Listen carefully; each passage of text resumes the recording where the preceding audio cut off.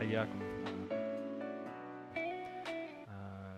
Today, we would like, before I start, to welcome our honorable guests here and those who are watching us on social media and the launch of مهد Sports Innovation Speaker Series. أحب أرحب بحضورنا الكرام اليوم في افتتاحية سلسلة حوارات مهد الابتكار الرياضي.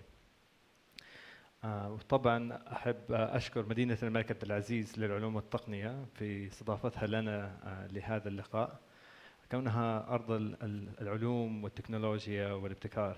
شكرا لكم. I also would like to thank King Abdulaziz City for Science and Technology for hosting us today here to launch our event, being the land of science, innovation and technology. So thank you. And I think I should get these clickers for the slides. But can we switch? Yes. So before we start, and after we started actually, I would like to start to welcome you in the land of champions from Mahd. We are Mahd. We aspire to become the global reference of talent, identification, and development, and through innovation and excellence, to produce generation of leaders and champions. And then you might ask, why Mahd? Why now? Why should we start now? But I'll leave that to someone who would be no better one to tell you why now than the voice of His Royal Highness Prince Abdulaziz bin Turki Al Faisal, Minister of Sport, to tell us that it's time. And I'll leave that to control.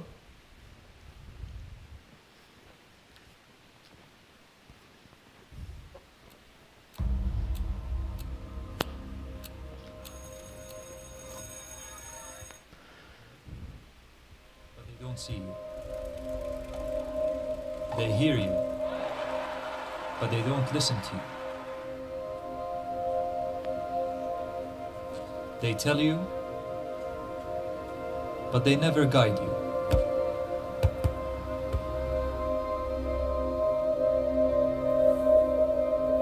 Everyone knows you, but nobody recognizes you. They complement your talent, but they don't polish it.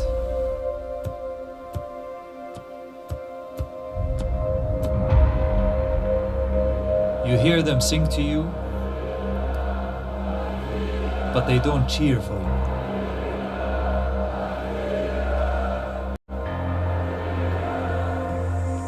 People try to teach you,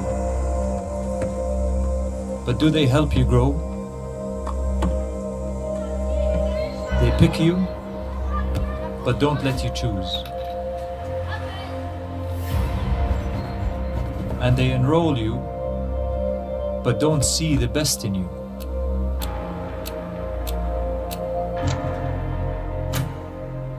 Now, it's time.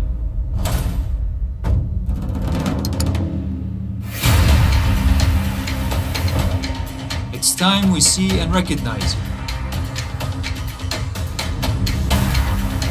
It's time we hear you and listen to you. It's time we tell you and guide you. Identify and validate you. Polish your talent. Sing to you and cheer for you. Teach you and help you grow. Pick you and let you choose. Enroll you and see the best in you. It's time for Mahd. So definitely it is time. And it's definitely time for us to innovate and inspire. And that's what we are doing here today. One of the programs and projects at the Mahd Academy is we inspire innovation and we try to raise the culture of sports innovation globally and here. And let me talk about that a bit.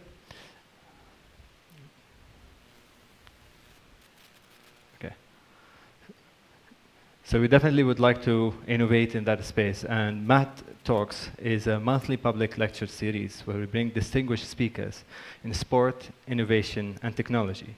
and to discuss a pressing topic in this area. We want to aspire and share ideas and inspire collaboration between the different sectors and the sport community. And today we would like to launch the Talk Speaker Series, and we are honored to have already speakers joined us a few months ago and gave us inspiring talks from the technology, from research, and show us a different spectrum of where the innovation in sport can go. And today, actually, we are continue this conversation, and we are very honored to have speakers who actually came all the way from different parts of the world to Riyadh here to share their experiences and inspire us with ideas and work they have done differently in different parts of the world. So thank you all, and welcome to Saudi Arabia, your second home. And before I introduce our first speakers for today, and would like to ask you, do you guys know what do I have in my hand here? Apart from the clickers, but I'll put it away, because I guess I'm done. So anybody knows what's this? Any answers from the audience?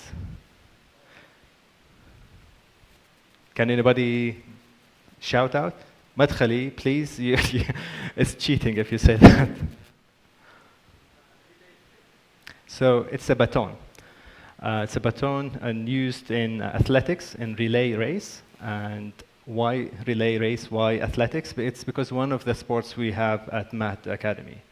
And for those who joined us last time, you were having a football. So we were passing the ball between the speaker and the MC.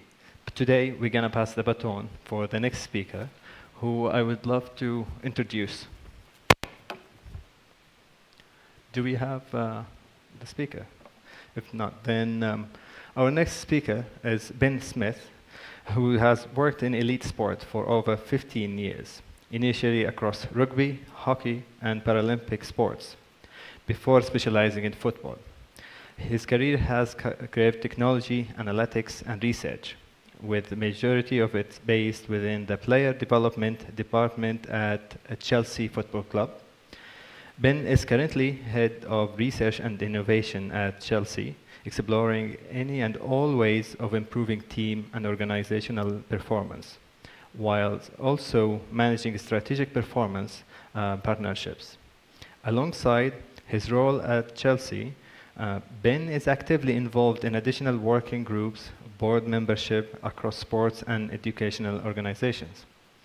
So without further ado, I would like to welcome Ben on the stage, and I'll pass the baton to you.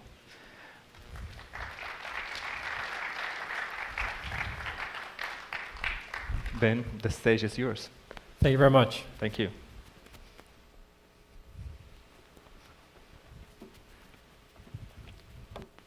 Put that down there. Thank you very much. Really appreciate the invitation to come out here and share some insights and experience from what we've been doing at Chelsea for the last 10, 15 years. It's a real honour to be able to talk to you all, so excited to share what we've got.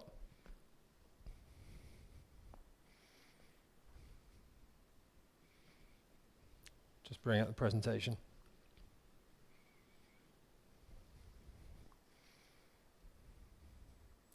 So I'm going to talk to you about data-informed recruitment. So within the realm of innovation and performance, data has a really interesting role to play. Certainly at Chelsea, we use the term data-informed really intentionally, because data-informed is a support mechanism that data can play. It's a helpful role within what we do, but certainly in football, it's not data-led, where data is everything and we follow it to the letter. It's a really good, insightful, challenging perspective, but not necessarily the be-all and end-all. Let me explain probably 3 or 4 key things that player recruitment have been able to use a data approach really successfully for. It's going to be quite pragmatic, because we like to use innovation to improve performance. And if it doesn't do that, it's not really doing what we want it for. So a lot of the things we're going to go through here are very practical, hopefully quite relevant, things that you'd see and recognize and potentially want to explore yourselves.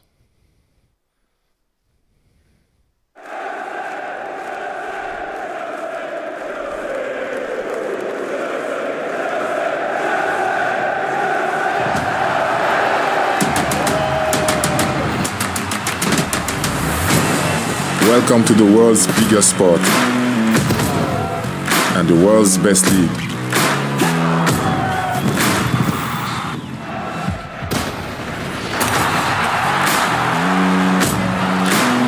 Welcome to one of the world's most exciting cities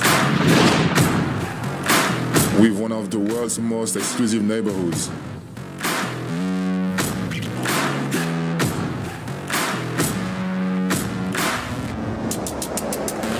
Welcome to a world-beating mentality.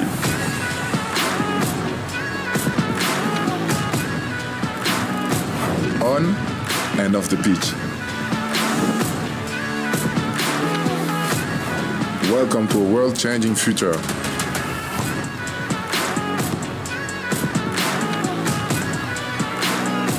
And our worldwide family with world-renowned partners.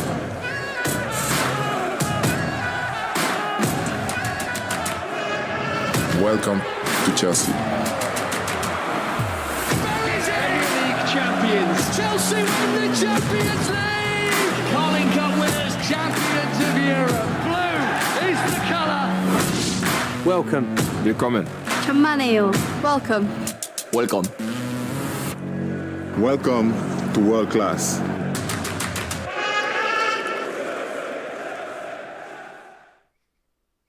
Okay, so I've been at Chelsea just shy of 15 years, and I've been very fortunate to be at the club where I've been through a huge amount of development, and that's enabled me to perform three quite connected but different roles in the club as I've grown and developed along my career.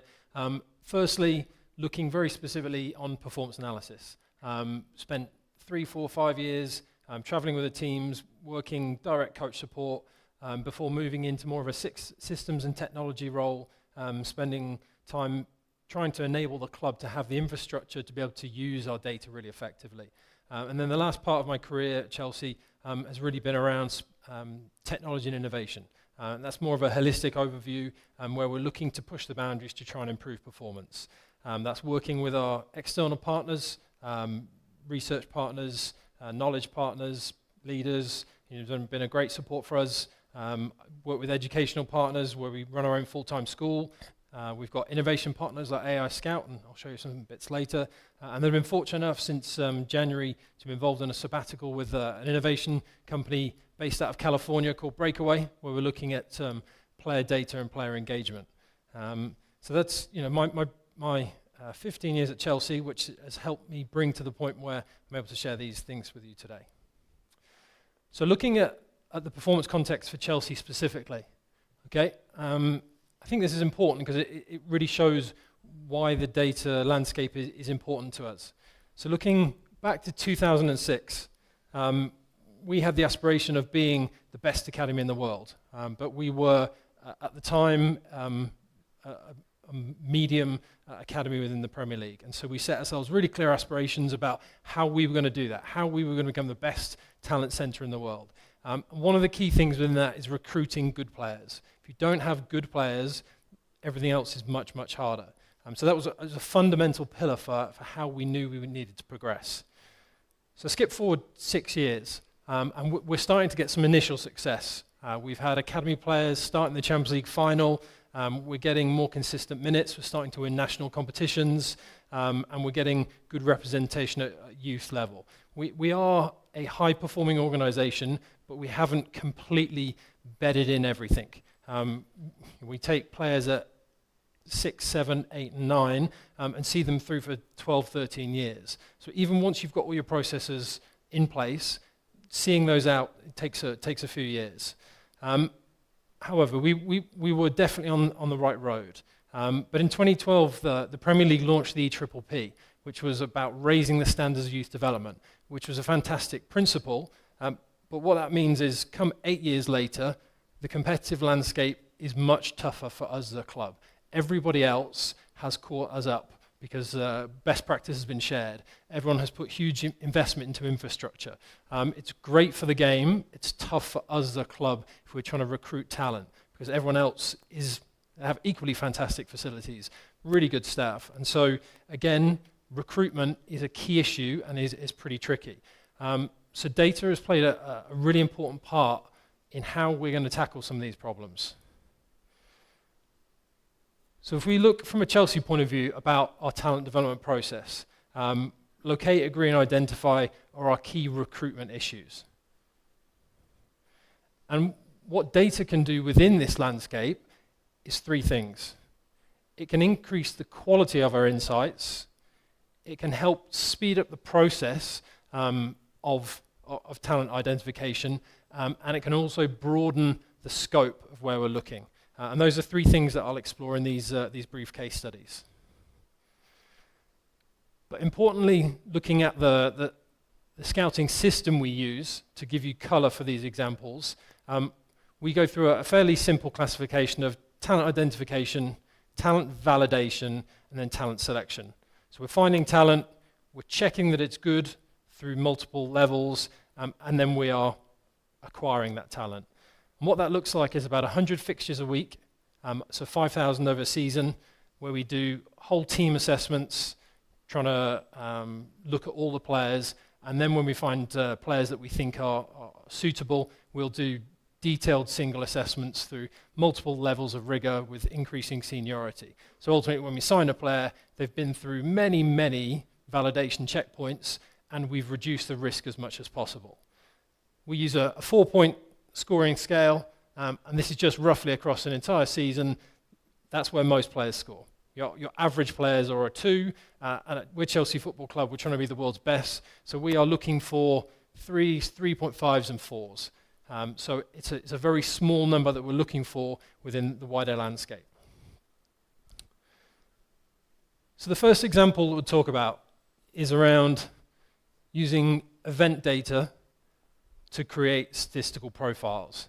So every match that's played in football, certainly at a senior level and then some junior levels, is coded on an event level, whether that's Opta, Stat Sports, whoever. That's a wash of information which definitely can support the recruitment process. So rather than us just sending scouts to games, watching players, seeing if they're good, and then putting them through that escalation process, we can use event data to start to create profiles of players. So we can look at categories: in possession, out of possession, chances, carrying, and we can give the stats from that match data. This is presented in percentile ranking, so we can see how good a player is compared to their peers or their position, and start to get some nice interesting information from that. That presents a good complement to some of the subjective assessments that you'll see on the right-hand side. And it's a good first step, but I think there's a lot more we can do, because to me this is fine as a data person. However, if I'm trying to present this to a key stakeholder, what does it mean to them? Do they really understand what progressive carries are? Why is that important? How is that good? I think we can do a lot more to make this accessible and valuable to people outside of the technical domain. What that requires is some quite technical stuff, which is around shaping the data. Okay, so what we can do is take this wealth of event data and we can shape it and use club-specific language, so that when we finish this process, it looks like the language we use to describe our players, and it reflects the importance that we put on those things. So a left back, we want them to block crosses, we want them to get tight. We can prioritize those through this process so that our objective match data reflects the way we feel about football. That then becomes a much more valuable and accessible process. So to do that, in this Chelsea-specific example, we've looked at 4 things: finishing, creating, distribution, defense. Okay, what goes into those? So this is a process that involves analysts, coaches, deciding, okay, how do we see football? What are the important things here? Okay, so we've selected, obviously, goals, conversion, open play, set play. What are the statistics that then go into those things? So in goals, there'll be a whole range of event data and they align with goals. Okay, so you go through a whole process of selecting match stats and putting them into these categories that reflect the way your club see football. Through some hopefully clever modeling from HR Analytics, you can then prioritize what all these stats mean. So you can basically look at the relative importance of these. So for a centre forward, no surprise, goals is really important in terms of finishing. So this just shows the relative importance of what all these things mean by using factor analysis to go, okay, what's important to us? That then comes up to going, okay, so if we're now looking at centre forwards, what's important out of finishing, creating, distributing, and defence? Again, what's the relative importance of those things? You see on the right-hand side, they're the 5 key positions, and as you would expect, defending is more important for fullbacks and centre-backs. Goal scoring is more important for centre-forwards. But the exact proportional difference is what makes this really, really interesting. So once you've gone through this process, you're able to shape all of your data, and you kind of go, right, this is our player. We're looking at finishing, creating, distribution, defence, percentile rankings. This is how good they are compared to everyone in their league. And now we can go, okay, that's how we see a footballer, and that's how we use objective data to be really accessible to everyone involved in the conversation. You can look through the whole squad and go, right, okay, we can now rank squad, first team, developing players. We can do a really effective job just through all the objective data out there, and we can do that across everyone playing football. So that's a really quick overview of how we can take match data, which is fantastic but very inaccessible to most people, shape it, color it, and make it really, really accessible to everyone. Secondly, when we're talking about positional profiling, whether you use an FA4 corners, 5 rings, whatever it is, you have an approach to your players.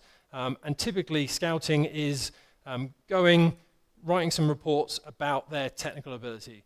Yep, he was really good in this instance. He did X, Y, and Z.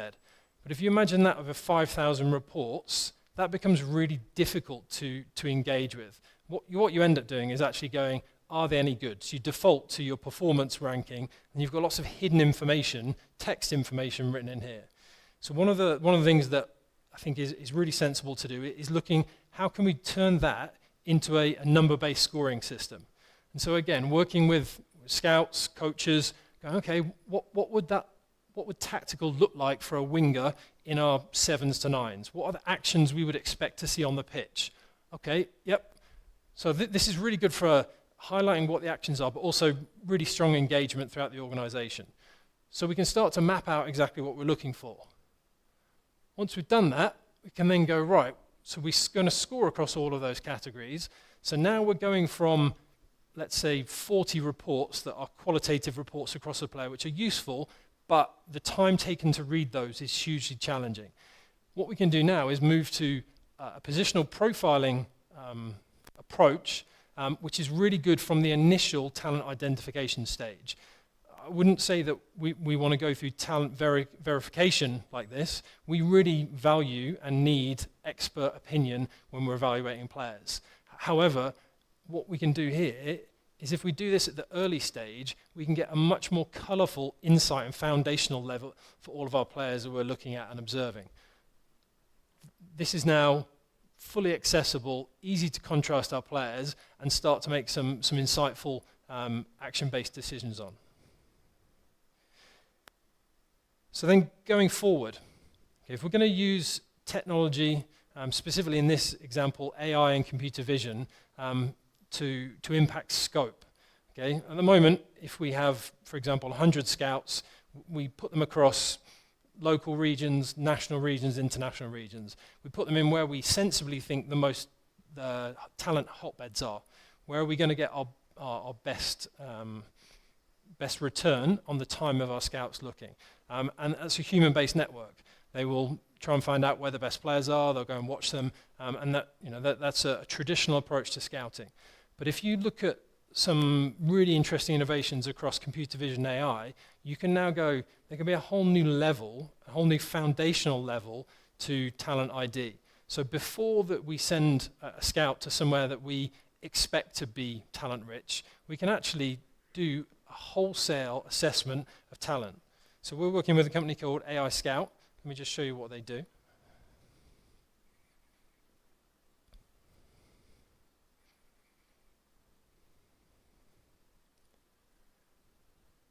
So they have an app, players download, and we have a series of Chelsea trials that we've designed to explore the technical skills that we want to see from players.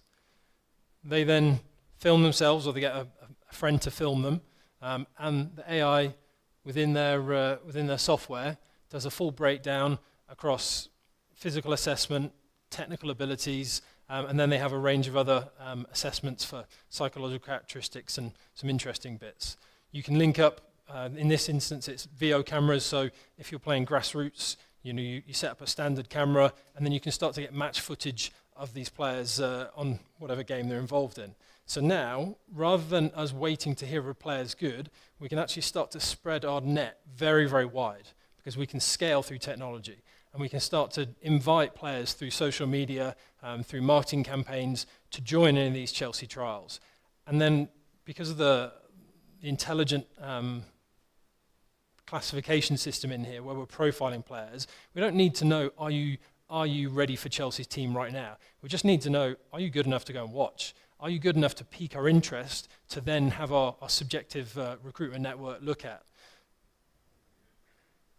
So through AI Scout, we can get a full assessment. They call it a total player score, which is technical ability basically, physical ability, and then we look at where are they playing, logistics, how old are they, some interesting things that we start to get insight from.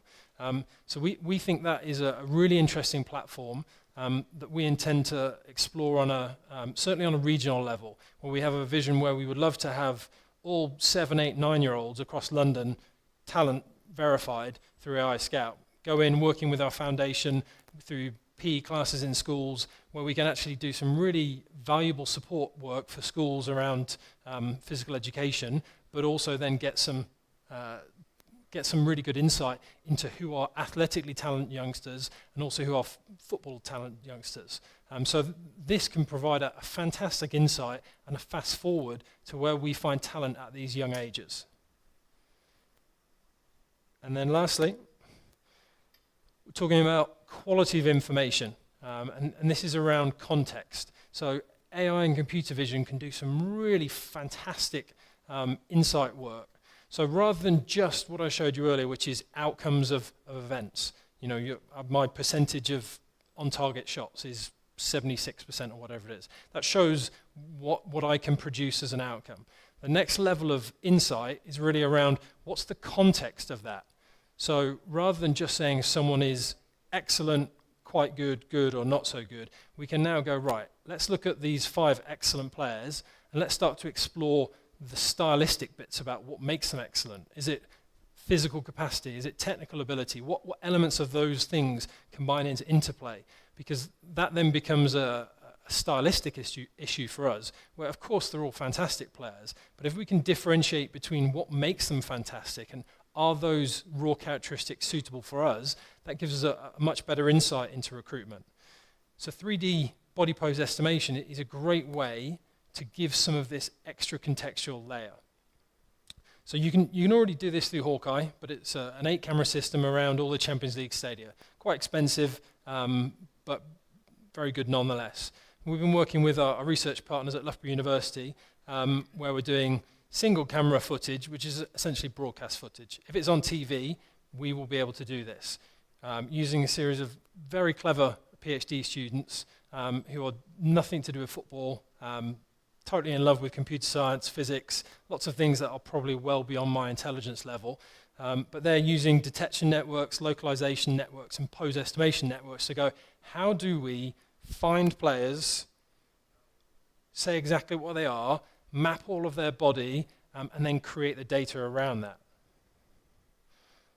There's some really, really hard principles to get around here about when players overlap with each other, where they actually sit on the pitch. Otherwise, lots of people will be doing this.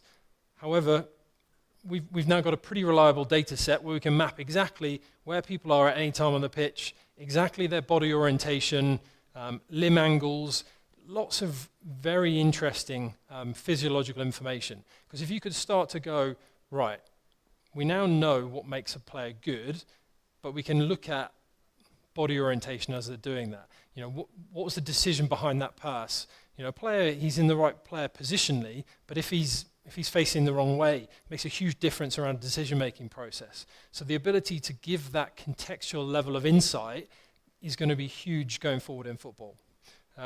So that's, you know, some hopefully really cutting-edge AI and computer vision work that we're using across a couple of different realms. I've whizzed through that super quick. Apologies, it's only 20 minutes, but it was just designed to be a taster into hopefully some data and innovation approaches that have made and been making a really good impact within Chelsea. Any questions? Ben, thanks for sharing that with us. We are going to open up for some questions to the audience. There'll be someone coming around with microphones for everyone. I had a quick question to open from myself for you, though. Working at a football club of the size of Chelsea FC, an organisation of the size of Chelsea FC, do you find yourself at liberty to take more risk in innovation, or is it the reverse? Is the size of sort of the club and the company sort of meaning you have to play it a little bit safe sometimes? I don't think it's necessarily the size of an organisation, but it is the cultural approach of the organisation. I wouldn't classify Chelsea as a high-risk organisation. We are looking for exceptionally talented players, and generally the exceptionally talented players are quite easy to spot. They're the best ones. However, we do want to consistently push the boundaries and improve and be an exciting, inspiring place to work. And so we don't take huge risks with innovation, but we take calculated insights and go, this seems like a really intelligent place to be where we can solve certain problems. I would probably describe it as pragmatic, rather than just general exploration into the world of what's interesting. We're going, what are our key problems? Now, how do we go out and solve those? Fantastic. Thanks very much. Have we got any questions from the audience? Yes, here. This is Mohammed from Caxt. Hi. Ben, welcome to Riyadh. Very nice to have you here. Thank you. I just want to make this interesting and want you to prove how data, whether data recruitment works really well. Could you name some players in Chelsea that were chosen by these processes by your team or any other team at the football club? Yeah, I wouldn't say players are ever chosen through data. What you get is data is a really good contrasting, it's a good initial identifier or a contrasting position. So a coach or a scout might say, I think player does X, Y, and Z. And then our data analysts will go, well, actually, that isn't borne out in the data. The data shows completely the opposite, or it shows a slight difference. And so that triggers a really important positive conversation around why there's differences.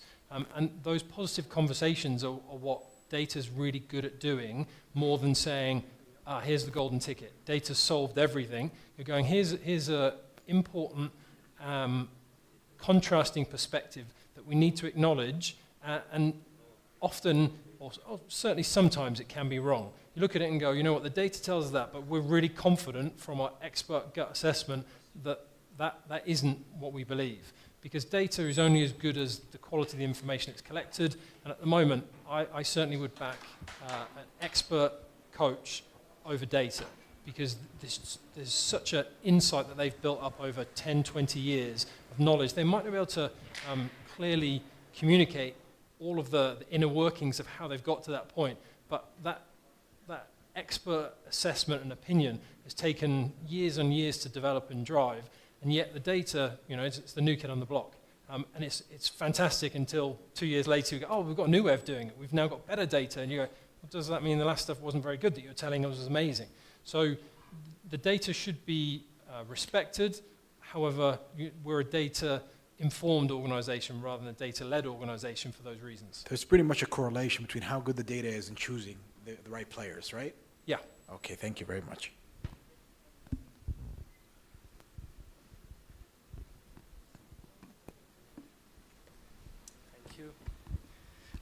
Thank you so much.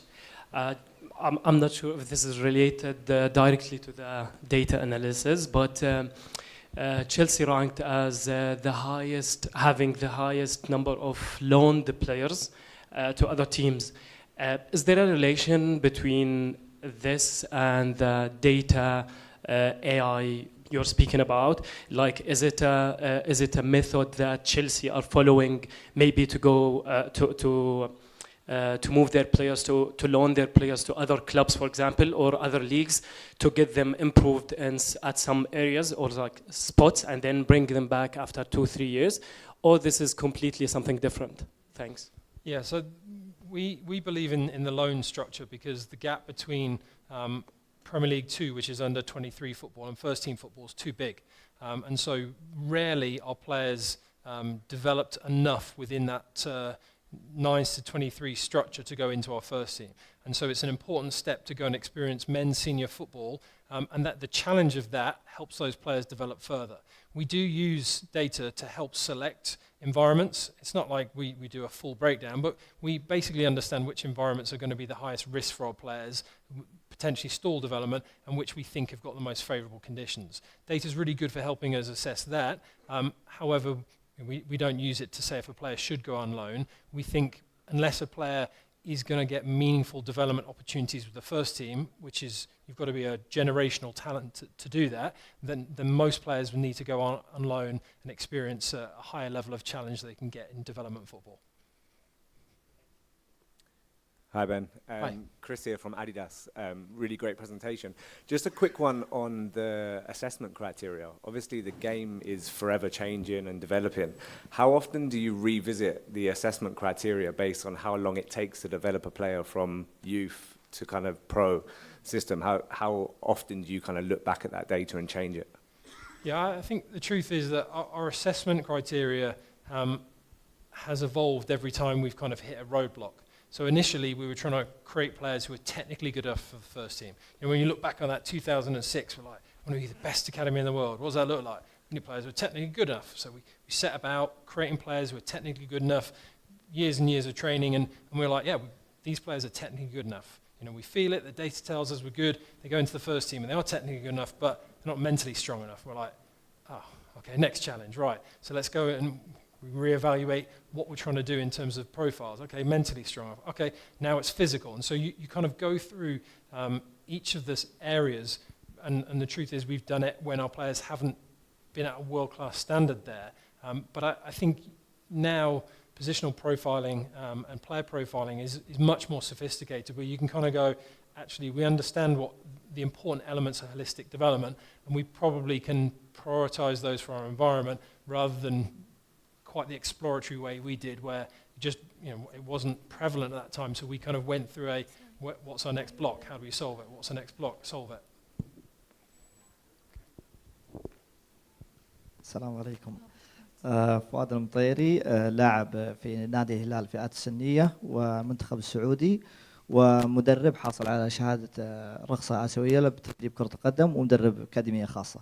Sorry, Mr. Ben, I will speak English, Arabic for to get question clearly. السؤال الأول اللي هو كشف المواهب. أول خطوة هي كشف المواهب. أنا ودي أعرف اللي هي الطريقة اللي هو اكتشاف المواهب في الطريقة اللي هو نادي تشيلسي. مثل أكاديمية مهد يعني كانت حطت منصة تتواصل مع اللاعبين أو ترشيح اللاعبين، فابتكرت جانب التكنولوجي في كشف المواهب. أنا ودي حتى المجال هذا أعتقد أن فيه جانب تطوير كثير، فودي أني أعرف الطريقة الأولى لكشف المواهب والطريقة المثلى اللي أنت تشوفها. فسؤالي الثاني اللي هو لاكتشاف المواهب، في عناصر كثيرة اكتشاف المواهب، تحليل الأداء الحركي، حتى الكاركتر، الشخصية، في أشياء كثيرة. وأنا ودي أعرف الأفضل شيء يعني من جانب مدرب اللي يشوف أن هذا يعني هذا الموهبة الحقيقي، يعني شيء الأمثل لاكتشاف المواهب. سؤال طويل صعب.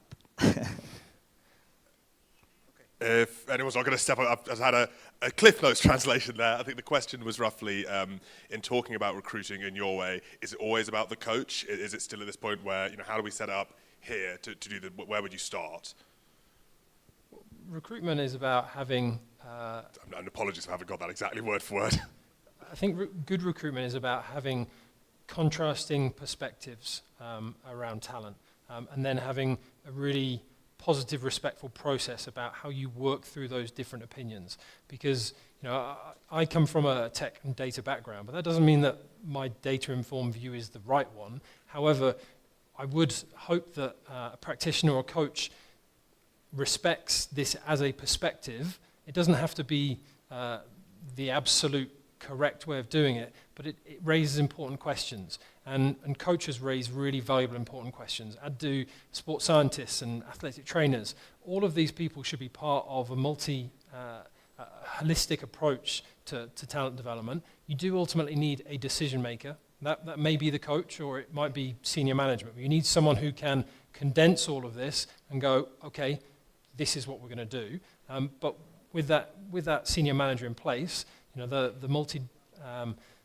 multidisciplinary team is really important to have a full range of perspectives. Thanks very much, Ben. I think that's all the time we have for questions for now. How about a round of applause for our speaker?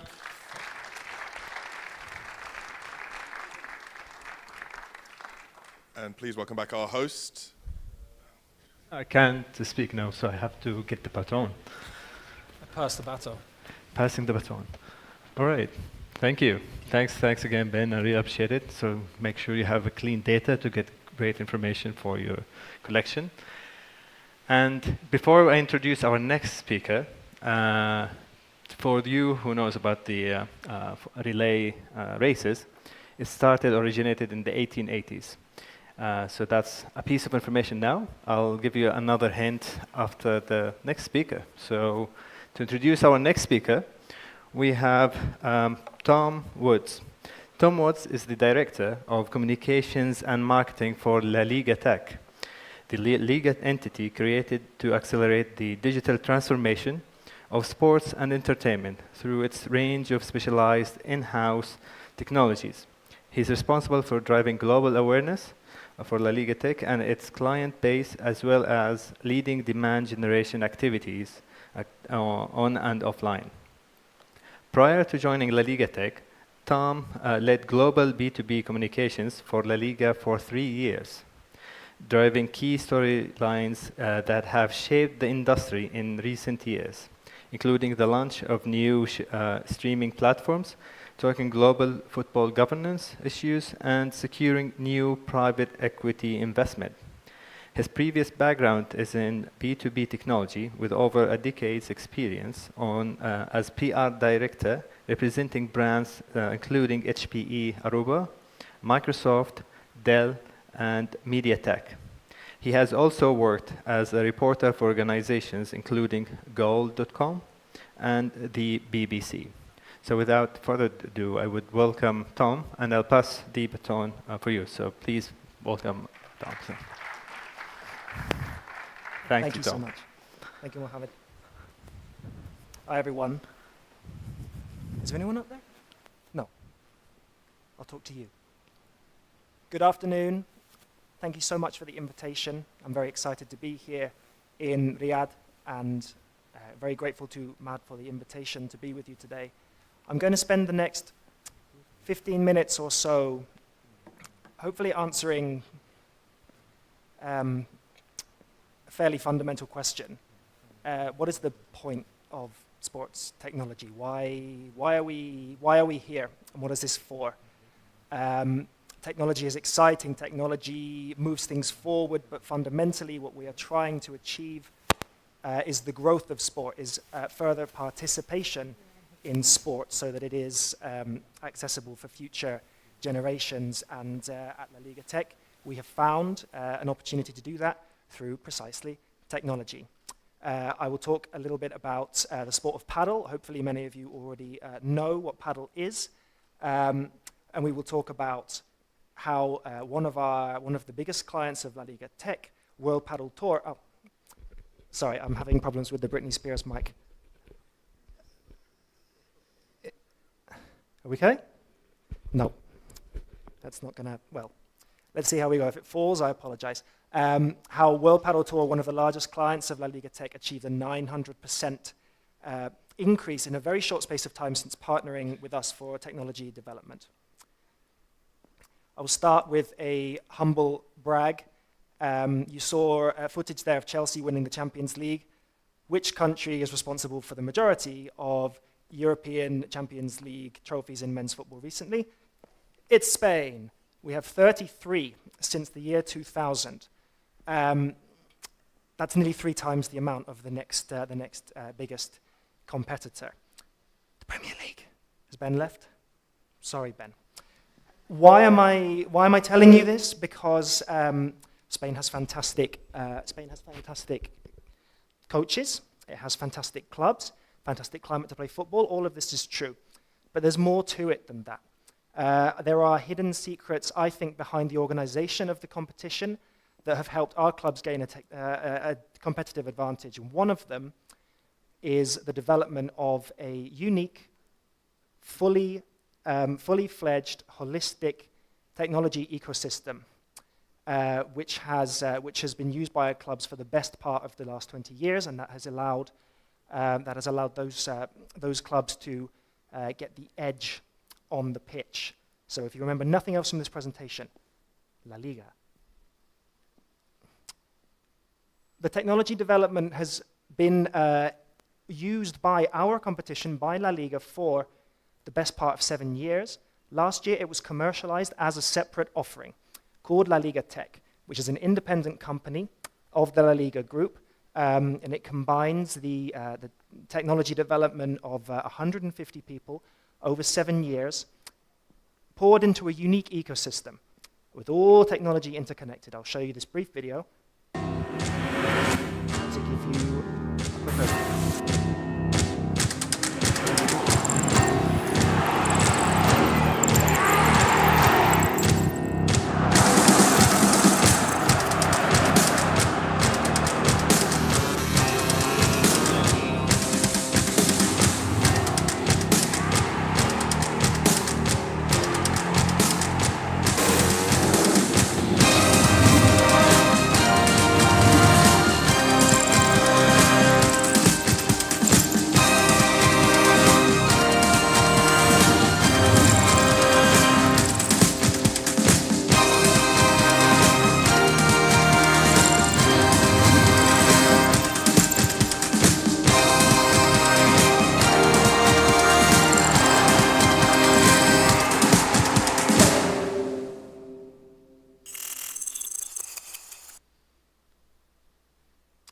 So this was our bet, starting in 2013, to become a data-driven organization, using data to inform every key decision as part of one single ecosystem, which looks like this currently. This is what La Liga uses, and this is what clients of La Liga Tech use. Very briefly, we cover 3 core areas. The technology is used to develop direct and more profitable and engaging experiences for the fan through direct-to-consumer platforms, through games, through applications.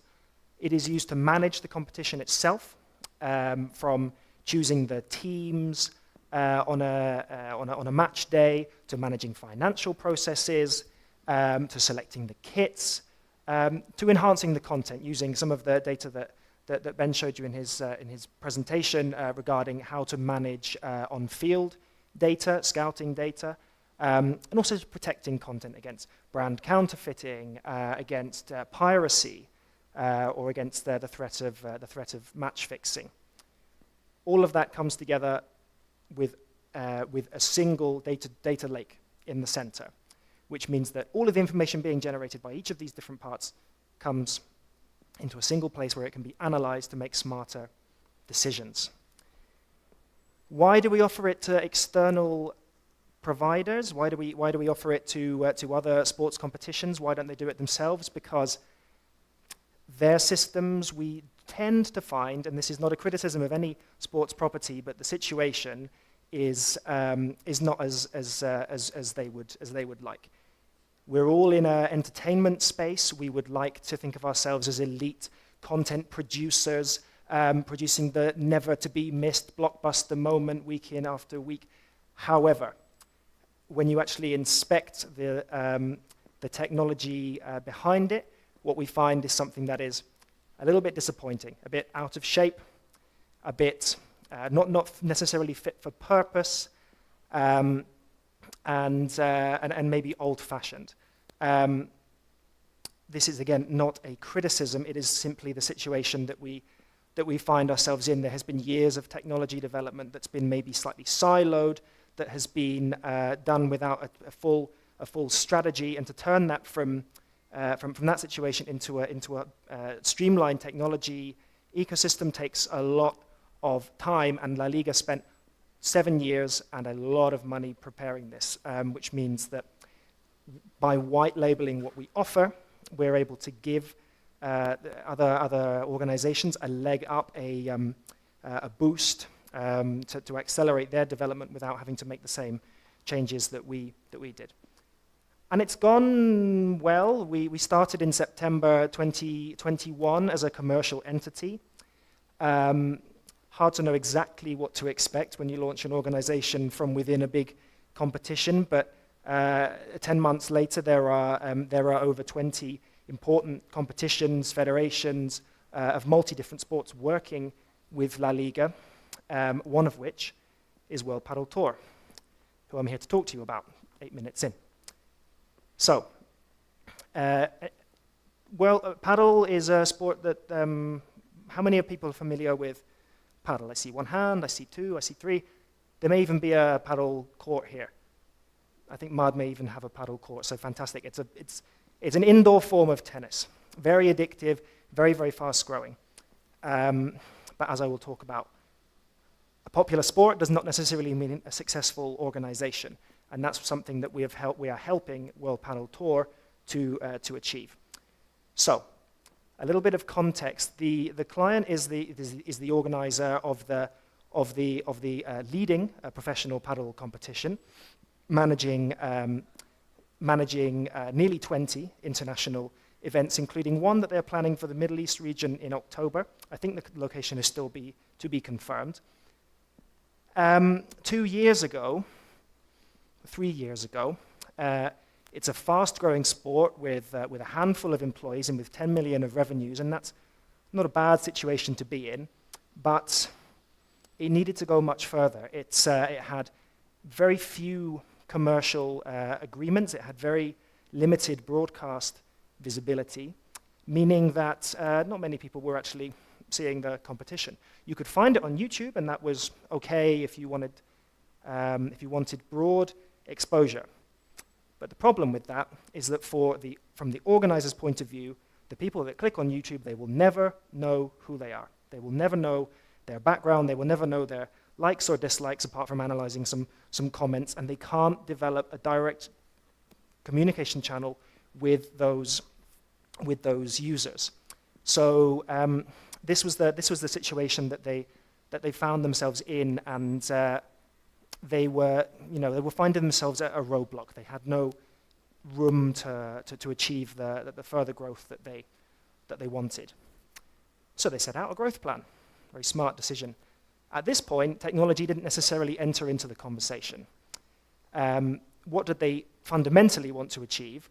They wanted to achieve broader fan engagement, better, deeper fan engagement. They wanted to increase revenues. They wanted to gain more control over their content, controlling when it went out, how they wanted to add extra. They wanted to extra behind-the-scenes footage, in studio, highlights. They wanted to have a place to help their audiences kind of get to love the sport. They wanted to grow internationally, of course. They wanted to go out of those 7 regions, and they wanted to develop a direct link to those fans so that they could start to offer them something a bit extra on top of just the match itself. There's a whole week in which you can be spending engaging with a competition like World Padel Tour. At this point, we entered the conversation, and it was very clear that owned technology strategy was the way to go. If they were going to build this content, if they were going to achieve the engagement they wanted, they needed their own technology platform. They shared our ambition to have a data-driven strategy, which sounds clever, complicated, but essentially it quite simply means that the information that you generate about your fans or your competition or your content, you turn that back into insight and make a smart business decision. The fact that we are white labeling solutions that have already been created for La Liga, although we are a football competition, was appealing to a client like World Padel Tour, who would not have had the finances or the long-term, the years of investment required to create this for themselves. So this is what we built. It starts with the creation of that digital ecosystem, as I mentioned, which works with Microsoft Azure. It runs on the Azure cloud, which is their requirements. It uses single sign-on technology, meaning that if you enter into any of these assets, you have the same experience, your same credentials pushed all the way through without you having to log in, log out, and remember lots of different passwords. With the addition of telemetry, we also gain important information about user behaviors, what they download, kind of actions that they take with their specific devices, and we also incorporate GDPR permissions or data privacy permissions based on regions. So that is kind of the heart of their ecosystem, and then you can add different assets to each part of your strategy, all of it interconnected. World Padel Tour began with a streaming platform, World Padel Tour TV, which launched at the start of this year. It's an end-to-end platform with live rights, all of the paddle competitions, the highlights, the behind-the-scenes content that I mentioned, and spaces for sponsors and partners to also activate. So they're immediately engaging their audience in a more direct way.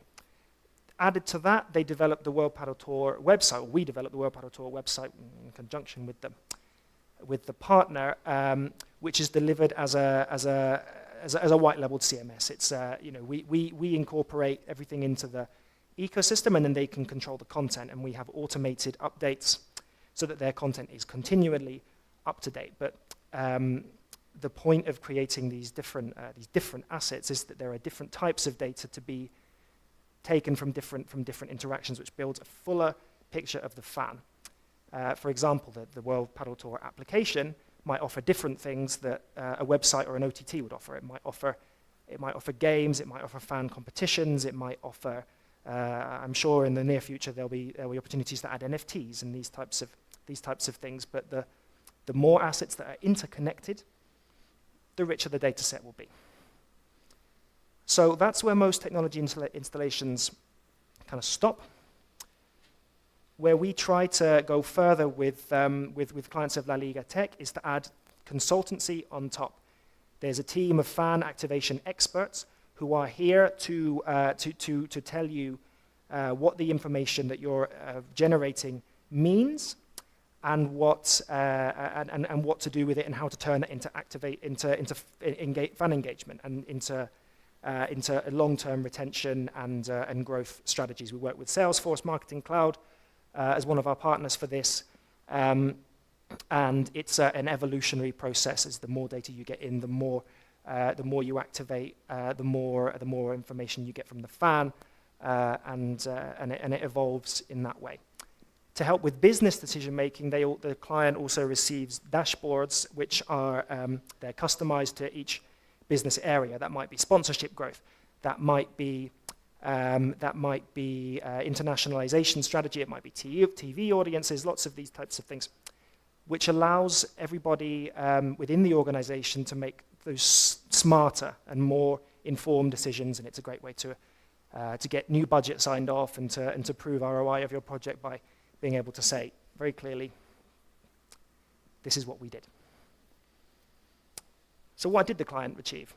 It's been a short space of time, but immediately they have developed a rich data set covering key demographic data, age, sex, background, types of consumption, types of content, when they watch, how they watch, and from that they're activating a series of fan campaigns, which I'll mention shortly. But one interesting element that World Padel Tour achieved was having a more competitive position in which to enter commercial negotiations. So this is an organization that started 2 years ago with 7 international markets. Is it a coincidence? Who knows? But in the short space of time that they've had this rich data set of users, they have been able to dramatically increase their international broadcast presence by 900%, thanks to a big new agreement with Canal Plus, and also with MediaPro, who is handling the monetization, the distribution of broadcast rights internationally. Why would these rights be sold for that level? Well, because World Padel Tour can turn around and say we have a registered database of over 400,000 users. They would have had 400,000 users maybe on YouTube, but they would never know who they are. Now they have 400,000 users. They know their name, they know their sex, they know their background, they know what they like, what they don't like. They can create campaigns that are more relevant and impactful. As you can see, they are achieving 18 million minutes per month. There are 50,000 concurrent users. You know, this is a data gold mine that they're sitting on. They have also been able to achieve sponsorship growth. In this brief 6-month period, sponsorship revenue has increased 240%. Again, based on being able to talk to potential partners, potential brands that would want to appear in an OTT with more direct insights about what fans like or what they don't like, what type of, when they consume content and how, and what type of offers they click and what they don't. They have brought in Playtomic as another, as a new partner as part of their sponsorship strategy, and we hope to see more international growth for the company in the near future. They're starting to activate on this data, working with the fan activation team of La Liga Tech in a couple of different ways. They're producing branded content, which maybe has nothing to do with paddle, but it's something that allows you to build that bigger picture of the fan. They have launched a couple of new landing pages to hope to engage their fans with different types of content. One is the Oracle, which is a prediction game or prediction service, and the other is Meet and Greet, which is again answering a series of questions and allowing you to allowing the possibility to meet with star players in events.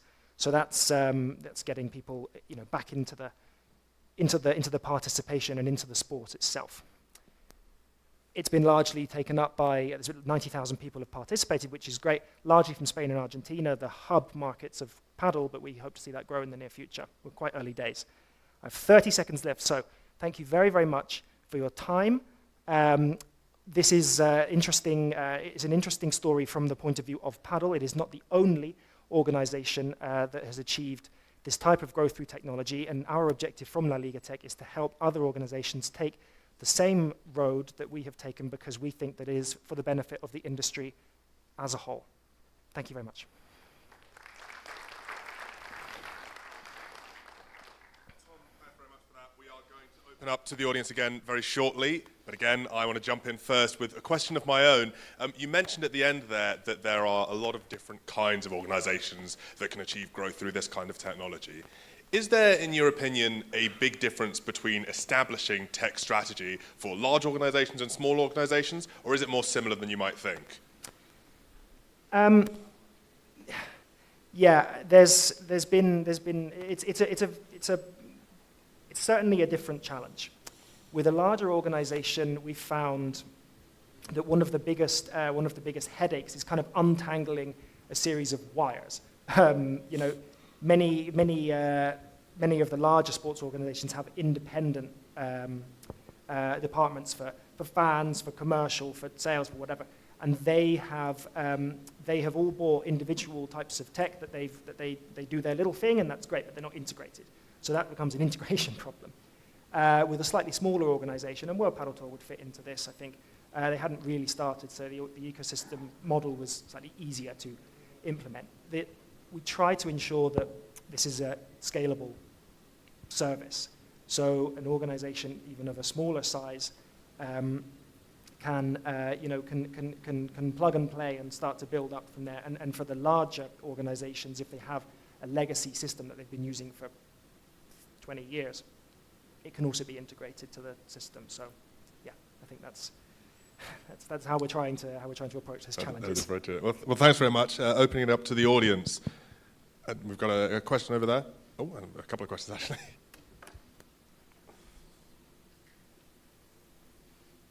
Hello. Hi. How's it going? Hi. How's it going? Very well. Thank you very much for the presentation. It was very informative.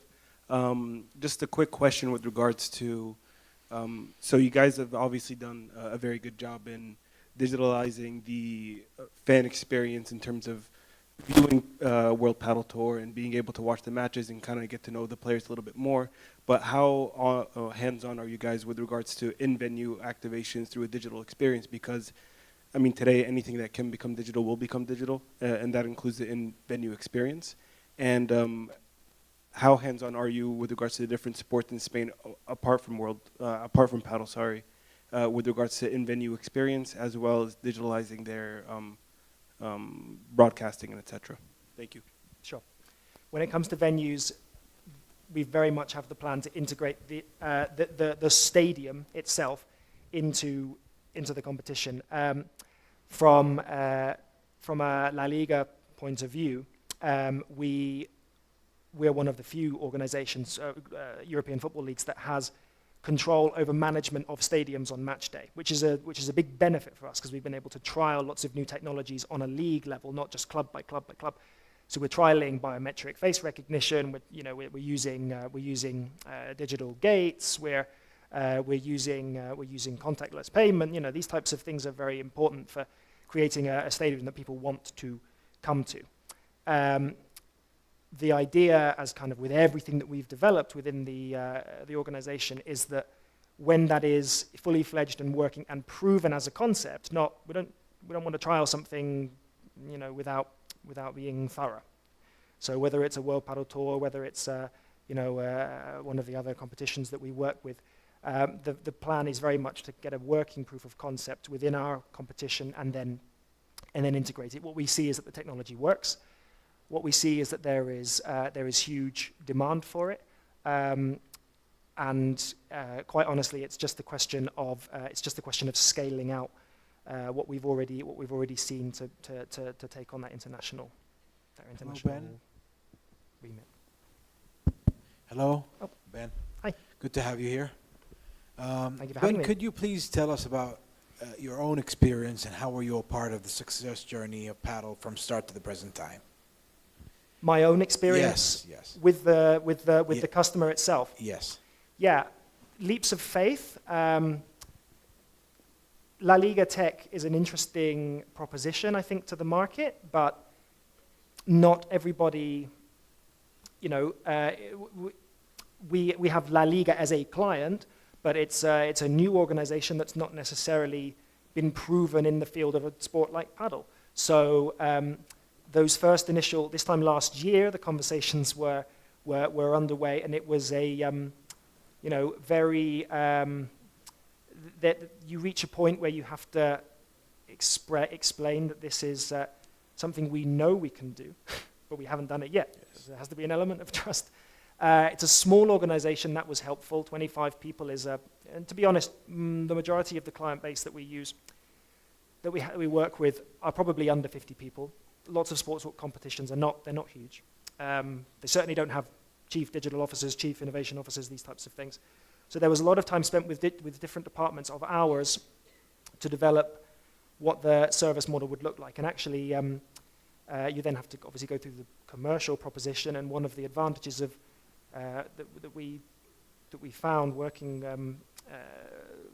like that was that World Paddle Tour got certain visibility within La Liga and vice versa. So we approached it in a real spirit of collaboration. We're both in the sport industry. We both want the same things. We want the sports industry to be more valuable and more engaging and more fans to play sport.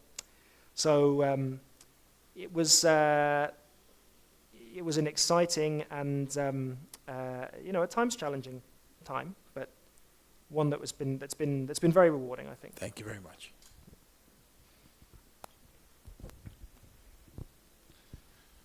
السلام عليكم. شكرا لمستر توم. هو بدون شك التقنية هي جميلة في نقلة نمط حياة الإنسان والمجتمعات الإنسانية للأفضل، ولكن كما هو معروف بأن الألعاب الرياضية والرياضة بشكل عام لها انعكاسات إيجابية على الصحة النفسية والصحة البدنية، ولكن الملاحظ بأن استخدام التقنية الآن بدأ يأخذ منحى رقمي أكثر من التقليدي. السؤال: هل توجه العالم والنزعة الاقتصادية للتوجه في هذا السياق الرقمي قد يستحدث بعض الألعاب الرقمية، وهذا سوف يؤثر على بعض الألعاب التقليدية التي فيها نسبة عالية جدا من الفائدة على جسم الإنسان وعلى أيضا المجتمعات الإنسانية؟ So embarrassing not to know any Arabic. How long does it take? Maybe 4 years to be fluent. Maybe next time I'll make sure that I'm up to speed. Okay. So لإعادة السؤال، فهل تسأل كيف بعض الألعاب التقليدية، الألعاب التقليدية هي تحمل جزء للفائدة الجسم من الجانب النفسي والجانب البدني. الآن العالم يتجه إلى اكتشاف بعض الألعاب الرقمية، قد هذا يؤثر تأثير وإخفاء بعض الألعاب التي فعلا فيها فائدة على جسم الإنسان وصحة الإنسان. تمام. So the question is, how is the new movement toward e-games and focusing on digital and technology on games and sports, well, how that will impact the change from our everyday sports? So moving from the healthy habits of moving and exercising to going to digital, how is that impacting this new wave? Was that clear? Yeah, absolutely. Thanks. Thank you for the question. It's a very interesting topic. I suppose there are two elements to it. The change in terms of a business point of view, the changing consumption habits of fans does not particularly concern us if they were to move to esports, metaverse, etc. That's okay because we anticipate those changes and we act on the trends that we see, on the data that we achieve. In terms of the active participation, I mean, I have a young daughter and young nieces and nephews, and I have rarely seen children move more than in the gaming environment. Lots of animation, lots of throwing the arms and legs around. I don't pretend that it's full-on physical exercise, but I think there will be a balance achieved. We today launched a paper with Nielsen, the audience data specialists, and we found that actually the interest in sport is increasing slightly, but increasing from the younger generation to the older generation. I think that in terms of participation in sport, I think we're in an okay place. I think esport will add something different to it, and that's going to be it's definitely going to be a challenge that I'm sure will be tackled by the the individual governing body level. That, again, is unfortunately all the time we have for questions. Thank you again, Tom. A round of applause for Tom, our speaker. Thank you. I have to wait my mic, but well, never mind. Thanks, Tom, again. That was inspiring and glad to hear. So the baton back. And I think I'll give you an info before I introduce the next speaker. So in relay, sprint relay, there is an exchange zone, and that's a 20 meters length where the two runners exchange the baton, which means that the runners usually run more than 100 meters. The minimum is 105 technically, or short give and take, and the last one would run more than 120 roughly. So That's a piece of information. Let me introduce our next speaker. Next, and before our panel discussion, we have Dr. Arij Al-Wabil. Dr. Arij is a scientist, inventor, and entrepreneur. Arij is founder and director of Al Faisal AI Center, a center for excellence for AI research, teaching theory and practice. She joined Al Faisal University in 2020 after serving as the executive director of the IP enablement in the Saudi Authority for Intellectual Property, where she spearheaded the National Network for Technology and Innovation Support Centers. Prior to this, she was principal investigator at the King Abdulaziz City for Science and Technology within the Center for Complex Engineering Systems at CACST and the Massachusetts Institute of Technology. She is currently the chair of Faisal's Software Engineering Department in the College of Engineering. She held a series of leadership positions of increasing responsibilities in various academic and research institutions within the kingdom, particularly in the scope of research and development. Arij holds a PhD in computer science with a postdoc from the MIT's School of Engineering and received the MSc degree from the School of Engineering and Applied Sciences at the George Washington University. With over 15 years in research and development, she has led humanistic co-design programs across the public, private, and non-profit sectors, and has been an industry champion for diversity and inclusion. She is involved in several professional and civic organizations, including the advisory board of Technical and Vocational Training Corporation, TVTC, for women and the National IEEE Women in Engineering Affinity Group in Saudi Arabia, and serves on the jury for the Pre-Collegiate National Olympic for STEM, and was formerly the founder and president of the chartered chapter of the Arab Women in Computing for Saudi Arabia. Arij's research experience includes in AI in health, neurotechnology, as well as extended reality. Her current work focuses on human-centric AI and driving organization and social transformation by strengthening the role of science and promoting innovation through strategic initiatives, academic alliances, and governance processes. So without further ado, I would love to welcome Dr. Arij, and please welcome her. Thanks, Dr.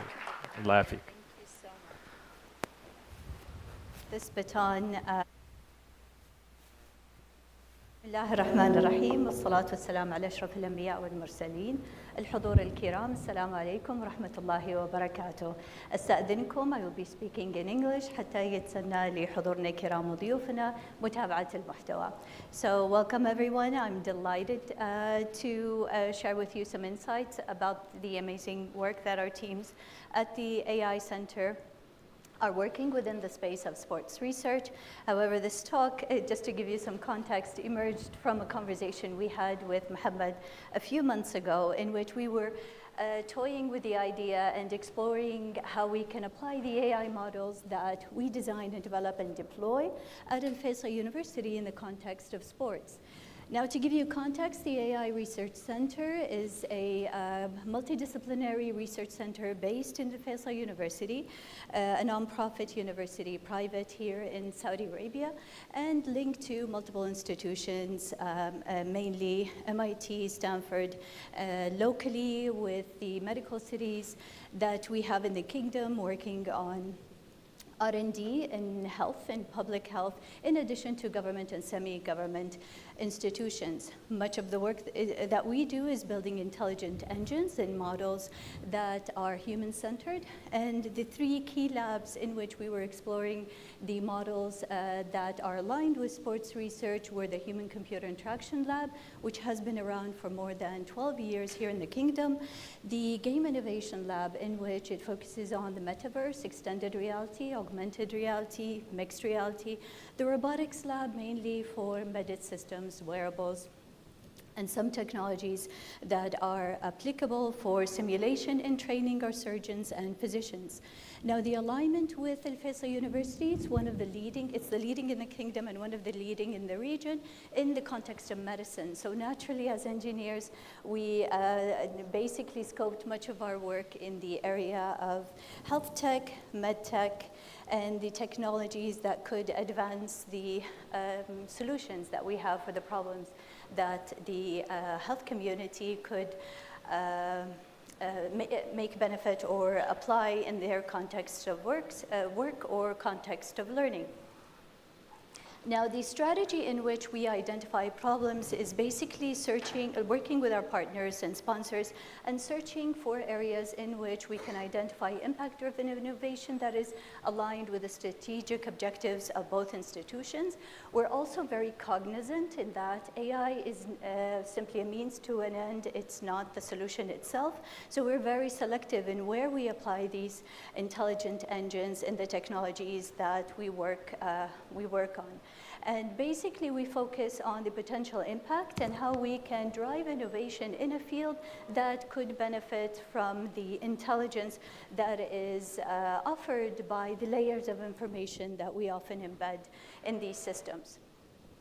Now, what we have already established is that AI has transformed the way we consume sports and the way we analyze the sports themselves and the athletes. However, what we also understand is that the connection remains fuzzy. And this is where we are working or mobilizing our teams to identify and explore the field and identify areas where they can make the biggest impact. Now, it is fuzzy for several reasons, but to highlight the top two is mainly the baseline data in some contexts does not exist, and this is where we're working on establishing baseline data for some contexts. In other cases, the baseline data is there. However, the models are not yet robust. So we're layering information with these models so that we better understand how we can develop a holistic view of an athlete or a context in sports so that it can inform the decision makers. Now, interestingly, the slide jumped before I reached the narrative. Interestingly, many of our models emerged from two areas. One is medicine, which is what I shared with you in the beginning. Much of the work in motion capture are the models that we often build and develop for rehabilitation and monitoring the posture and the movement of our patients. And the other interesting area is our recent work in the arts, specifically the performing arts.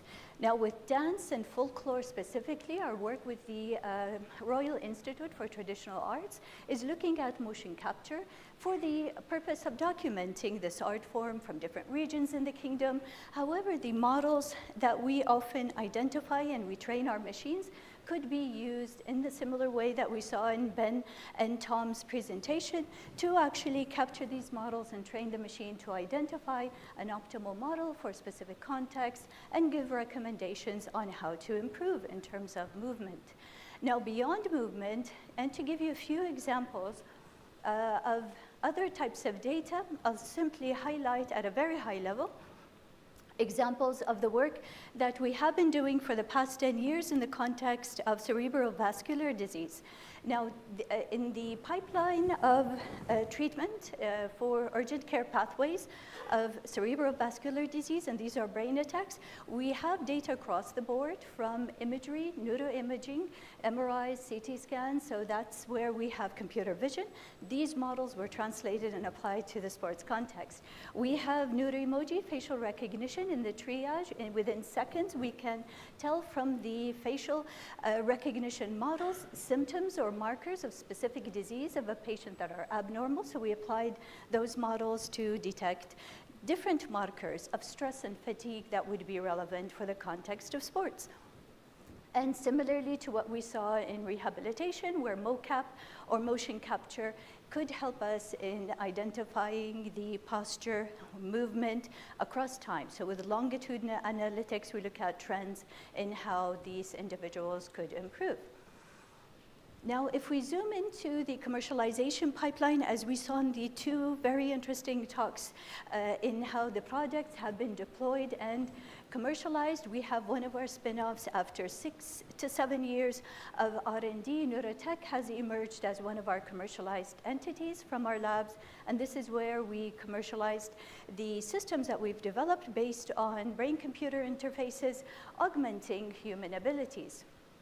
Now, with the context of brain-computer interfaces, we often look at how streams of data coming in from the brain while a person's doing an activity, given that the devices are now unobtrusive, can give us an insight into the brain activity, what the person's thinking, feeling, and physically how the body is dealing with stress or any other external factors. However, the context that we've been working on for the past 10 years was taking that channel or that data stream and utilizing it for control. If they need to speak, if they need to move, these signals could be used as input. And what we have started exploring is looking at how these data streams could be layered to augment our understanding of the human. So rather than augmenting human abilities, we're looking into how the brain-computer interfaces could give us simply a layer of information in addition to the physical state of the person, the mental state, the cognitive state. So we can see through their eyes. We can capture each and every movement, but we can also see the levels of activity within their brain to better understand what they're seeing and what they could possibly be thinking. Now, much of the work, similar to what you see here, which is showcased by our students, PhD students, our collaborators, sometimes physicians within the College of Medicine, or partner institutions, is that we have been exploring the questions of how might we augment human abilities, or how can these technologies or these streams of data help us in remedial programs or interventions for these humans. And what we have moved towards is how might these technologies also help us identify talent. So similar to the applied areas that have been shared in the first two talks of talent, basically the models that we have been tweaking for more than 10 years are now being applied in an exploratory context to areas of talent identification and validation in this field. Now, the context of deploying BCIs, in addition to the physiological sensors that are traditionally used in the area of human-computer interaction, which is our flagship lab, what we are aiming to do is basically have direct access to information that is often assumed to be true because of proxies or indications of how the human behaved. Right now, we do have that objective measure of the brain activity, so we actually can tell which parts of the brain are active in a certain activity, in a certain context, and to what level. Now, what we have understood for many years is the threshold, the baseline and the threshold, but in much of our research, we worked at deficiencies or disabilities to understand specific diseases, such as autism or cognitive disabilities. And then we look into how we can design interventions, whether in the medical field or assistive technologies, to augment that. However, what we are doing in the context of sports research is the other side, and that's what's above the threshold. How can we identify talent, and how can we look at trends across time and do a deep dive with individuals in these areas? So lightly touching on the areas in which we've worked on, especially in the context of AI modeling for athletic talent, is our work in the metaverse. So much of the XR technologies, these are programs and courses that we teach to senior students, engage with the graduate students, but at the same time, we do have research ongoing with our PIs within the center. So these headsets basically capture the eyes, we get to see through their eyes, captures what they see, what they do, and if we take them to a virtual world and challenge them with an activity, then we have a context in which we can measure their level of performance, and if they repeat these activities, then we have those trends across time for this type of activity. Now, with the extended reality, we are ongoing in this program, and we'll close this session with a program in which we are inviting the public to also take part in. That is very exciting in that we are aiming to harness the creativity of local talent and global partners in joining us in a very interesting endeavor to explore the metaverse in specific applications, and this will launch in August. Now, another area is cognitive stimulation rehabilitation. We have been working in the space of cognitive rehabilitation and working with developmental disorders for many years. And many of the models that we developed for, let's say, anxiety, if it's emotion, or not sensory, but actually cognitive in that visual processing and auditory processing, we understand in depth how people make sense of what they see or what they hear. So when combining these models for a different context, we find very interesting leads in terms of understanding that holistic view of an individual as they play or perform, or even if they are in early stages in the talent identification, simply showing or sharing their skill and their talent. Another interesting area is fatigue detection. It's applicable to many industries. In the sports industry, it's already well established and the models are robust. So simply plugging in the models of fatigue detection is valid in this context. Another area for neurotech, and these are some of our devices that we have designed for telerehabilitation or telemedicine. The devices basically take the treatments outside of the clinical context, and patients could be monitored with objective metrics at their homes and provided with the healthcare that they need from a distance. Now, aligning that with the technologies that could be wearables or simple devices that could be utilized in the context of where sports activities take place, it's a matter of redesigning the ergonomics, shape, form, and function of these devices, and reconsidering what data streams we are interested in and reconfiguring that layout. So this is another area with neurofeedback, neurorehabilitation. We close the loop in terms of what data the user or the service provider, if it's a healthcare professional in the context of medicine, or a training coach or a decision maker in the context of sports. Now, as promised, with 1 minute to go, the next phase in terms of the XR games that we are designing, developing, and continuing to research with our PIs is launching the Game Jam with 1,000 participants that will be hosted at Al Faisal University end of August, the last week in the summer vacation, as part of the Gamers 8 season. And here with this event, we invite the creative talent from young designers, developers, and people, sports enthusiasts or people interested in the research in this space to join us. One track of many tracks, we have 10 tracks for this Game Jam, is going to be XR, and these are games in sports, whether on the research track or the development track. We kickstarted this with the Gamers Without Borders early June as part of the partnership that we have with the Esport Federation, in which developers were looking at the reality engines that we often train our students and our PIs or technologists in our labs to understand the platforms that they can develop their systems and run them, deploy them in the XR, extended reality, whether augmented or virtual reality applied fields. Now with that, I'll wrap up. Time's up, and I thank you for your attention, and would be happy to also take questions if time permits.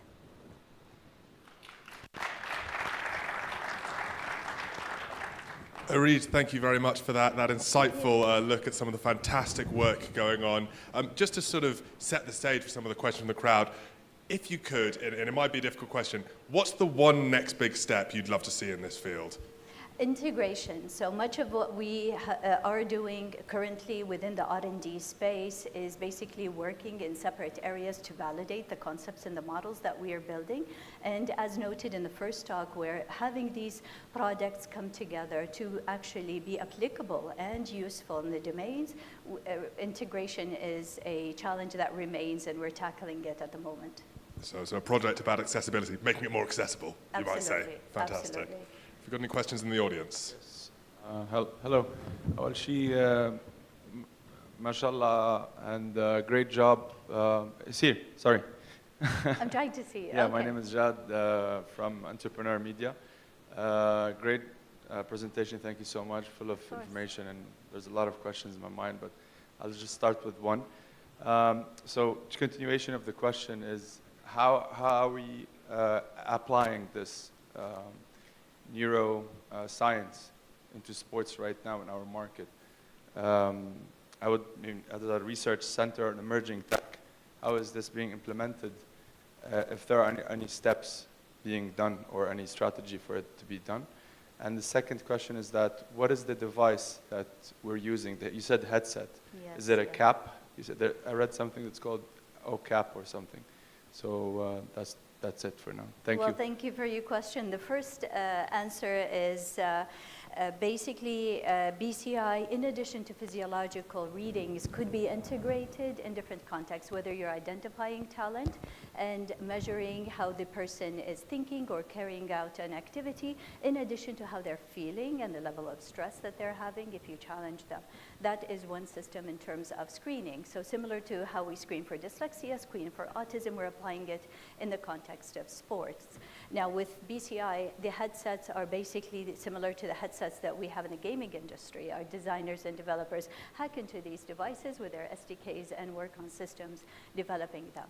Which takes us to your second question, and that is the full pipeline. So with the College of Medicine, in medicine we have high-grade BCI headsets that are often tethered to machines and within clinical context, but we also have medium-grade headsets that are tethered to some extent to a mobile device and can work efficiently on that. And then we have the low-grade dry electrode headsets that work without any liquid or gel and simply plug and play.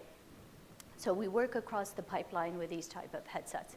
Now that is brain-computer interfaces. With XR, we also work with different headsets. So we have the low-grade virtual reality headsets, then we have the medium-grade mixed reality headsets, the high-grade with hologram and others. They're more advanced and limited in terms of accessibility.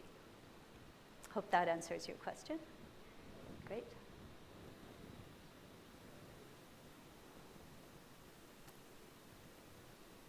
I think we're good.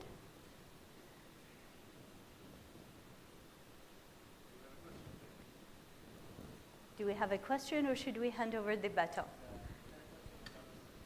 All right, so let's wait for the mic. Hello, Dr. Arij. Ahla wa sahla. I hope you're doing well. I have one question. At the beginning of the talk, you mentioned that there are two challenges in your research. Yes. The first one is the data set, and the other thing is building a robust model. I would like to know more about the second challenge. With building new modules, I think the challenge is threefold. One is the context, as highlighted by our previous speakers. Understanding the different contexts in which sports research needs to explore and examine and build models for is not yet mature. It's still active area of research, so the context is one of them. The other is the mechanics of what needs to be considered in the models that we design and develop. So that is also a challenge. In the way that we work, it's anti-disciplinary, not multidisciplinary, and that we work with our partners, with the subject matter expert bringing to the table the exact details of what they need, what they're looking for. So some sports that are popular, we have established models. There is a body of literature in which we can reference, whereas other sports that receive less attention and less funding is not yet as active in terms of sports research. So that's another area. The third is the technology itself. There are limitations. Some technologies work well in a clinical setting. However, if we take them to the field, in the wild, this is how we refer to them in the HCI literature, they don't fare well. So some technologies that we feel have potential in adding a layer of information, we simply discard because they're not applicable to that domain. Thank you. Of course. Thank you. Of course. Thanks very much. I think that's all the time we have for questions. Thank you very much, Arij. Can we have a round of applause for our speaker? Sure, absolutely. To be online again, I'm back. Yeah, All right. So we'll give another round of applause to all the speakers for the first segment. So thank you all for inspiring first session. Or next, we're having our panel discussion about what's next in the digital tech sport. And we can start, I think, putting the stage. Let's just take about a few minutes. And I'll have a question, or I'll give you another information. So when was the first relay appeared in the Olympics? You can start, it's fine. We can start setting up the stage while I have a question. And we can turn the lights for the audience of it. Control. So anybody who knows when the first Olympic had the men's relay? No? Where's athletics? So the first one was in Stockholm in 1912. And was only men event. Did you have enough time to check your Google? Ahmed. Okay, should I ask when was the women's Olympic? Anybody? I'm gonna not answer this one. I'm gonna wait. I'll point. Anyone? Hands? Yes. 1955? Is that a guess?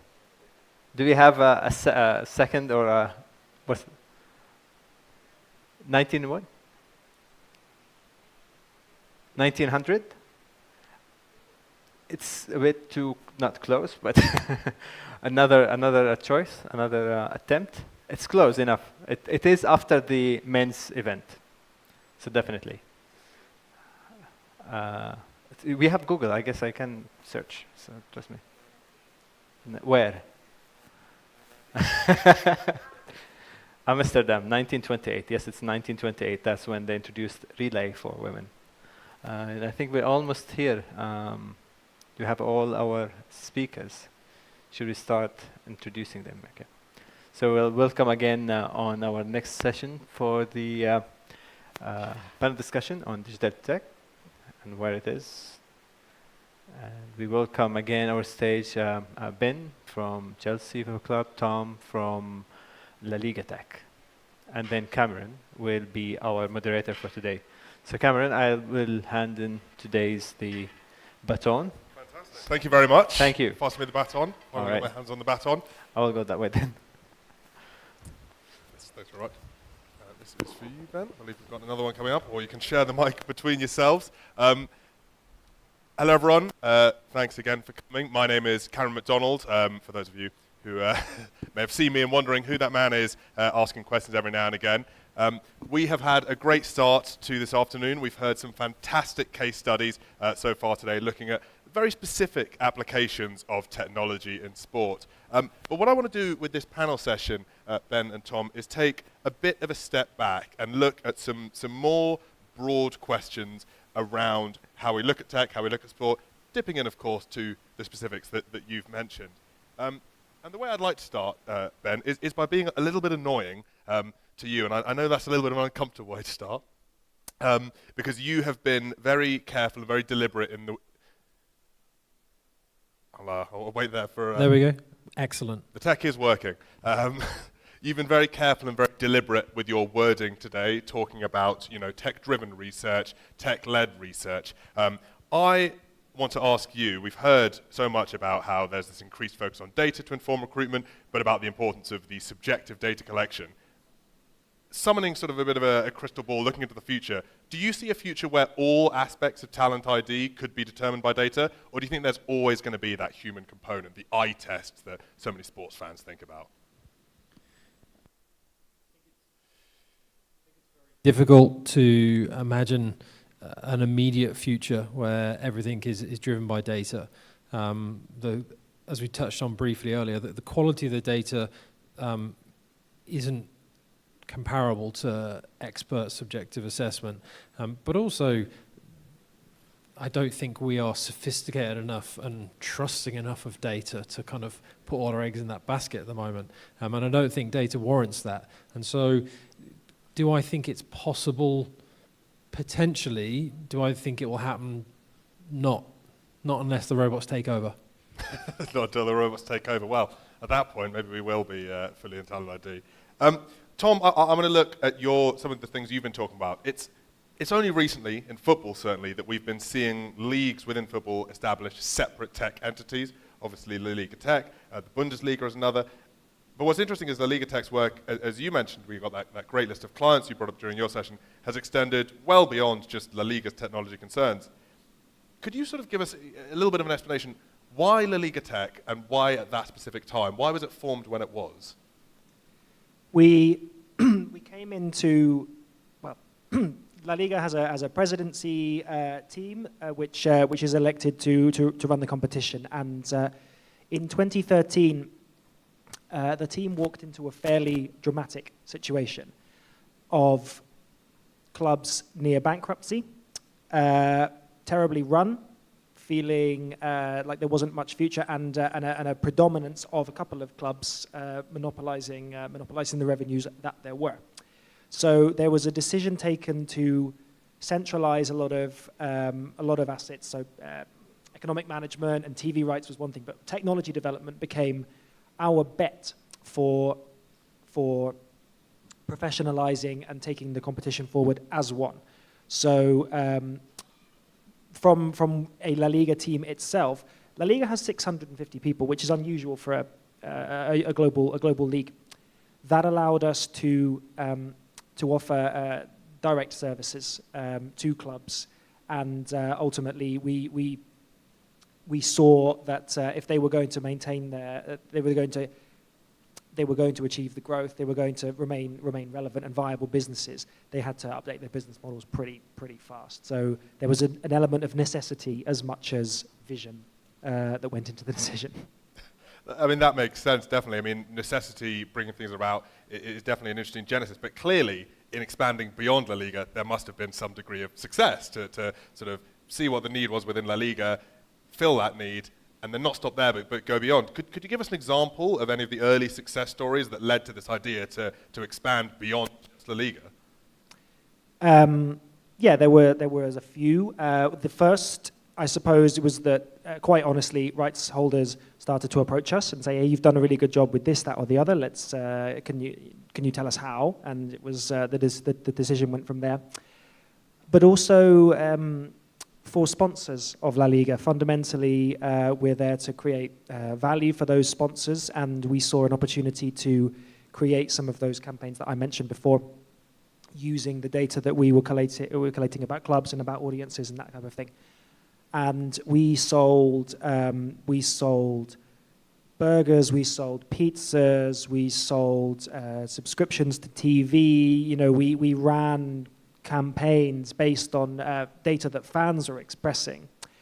And I think that in the year, there was about €5 million of revenue generated. You know, so we started to see quite quickly, this really works. Fundamentally, you receiving an offer that is more personally applicable and relevant and interesting, you're just going to, or at the right time, you're going to click on it. This is fairly basic stuff that hadn't been done in sport up until this point. You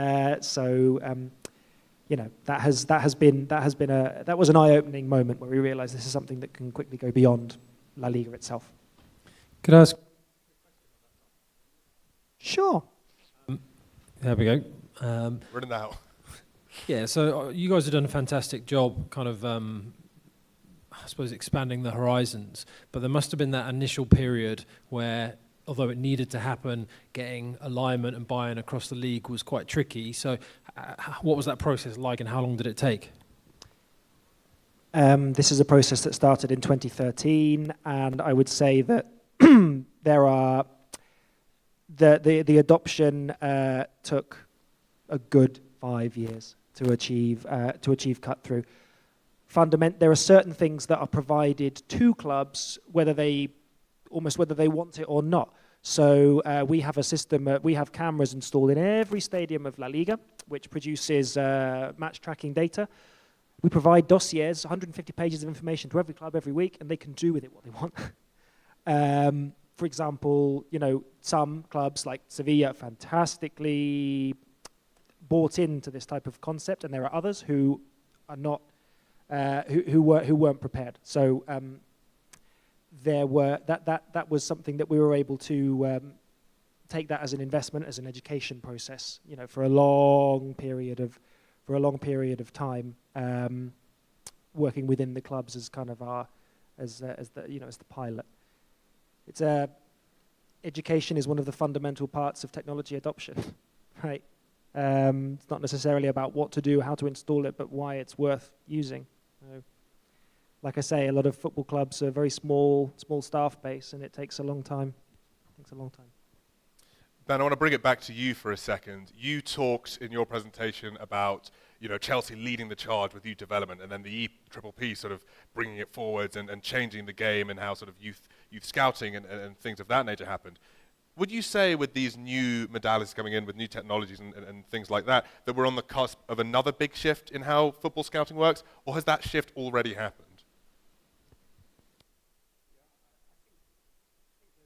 Opportunity for significant growth and development in scouting, because as I hinted at in my presentation, a lot of scouting is still based on traditional human-based networks, where how good the people you know and how wide your network is how quickly you find talent, and that seems crazy when you look at a data-led approach, and so I think there's substantial gains to be made in terms of coverage, and then efficiencies are another key point, that you've got to be able to structure your data, whether it is qualitative or quantitative data. You've got to be able to structure it to do something with it. When we looked at what we were collecting over a season, just the common sense stuff, and you go, well, we're collecting all of this, and what impact is it having? Well, it's just making us feel like we've done a good job, but we can't actually do anything with it. So you kind of very quickly got to take some common sense approach to go, well, if it's not doing what it's designed to do, let's restructure this. And I think scouting has a huge amount of growth opportunity to make some very simple common sense changes that don't have to neglect the quality and insight of the traditional older scout who doesn't get technology and is not into that. There's absolutely a room for that insight, and there's a need for that insight that the young buck that is data won't pick up. But the harmonious relationship between those has a huge greenfield opportunity to move into. It's very interesting indeed. But one of the things I want to know, and one of the things that I think it's very easy to gloss over sometimes, we talk about how technology enables things, how it's a great thing to integrate, but it's not always as simple as inventing the technology and everyone picks it up. How much time does someone in your role, and I'm going to start with you, Ben, spend time sort of thinking about the human interaction with technology? Not just is this technology good, but how good is it, how easy is it going to be for people to pick up and start using?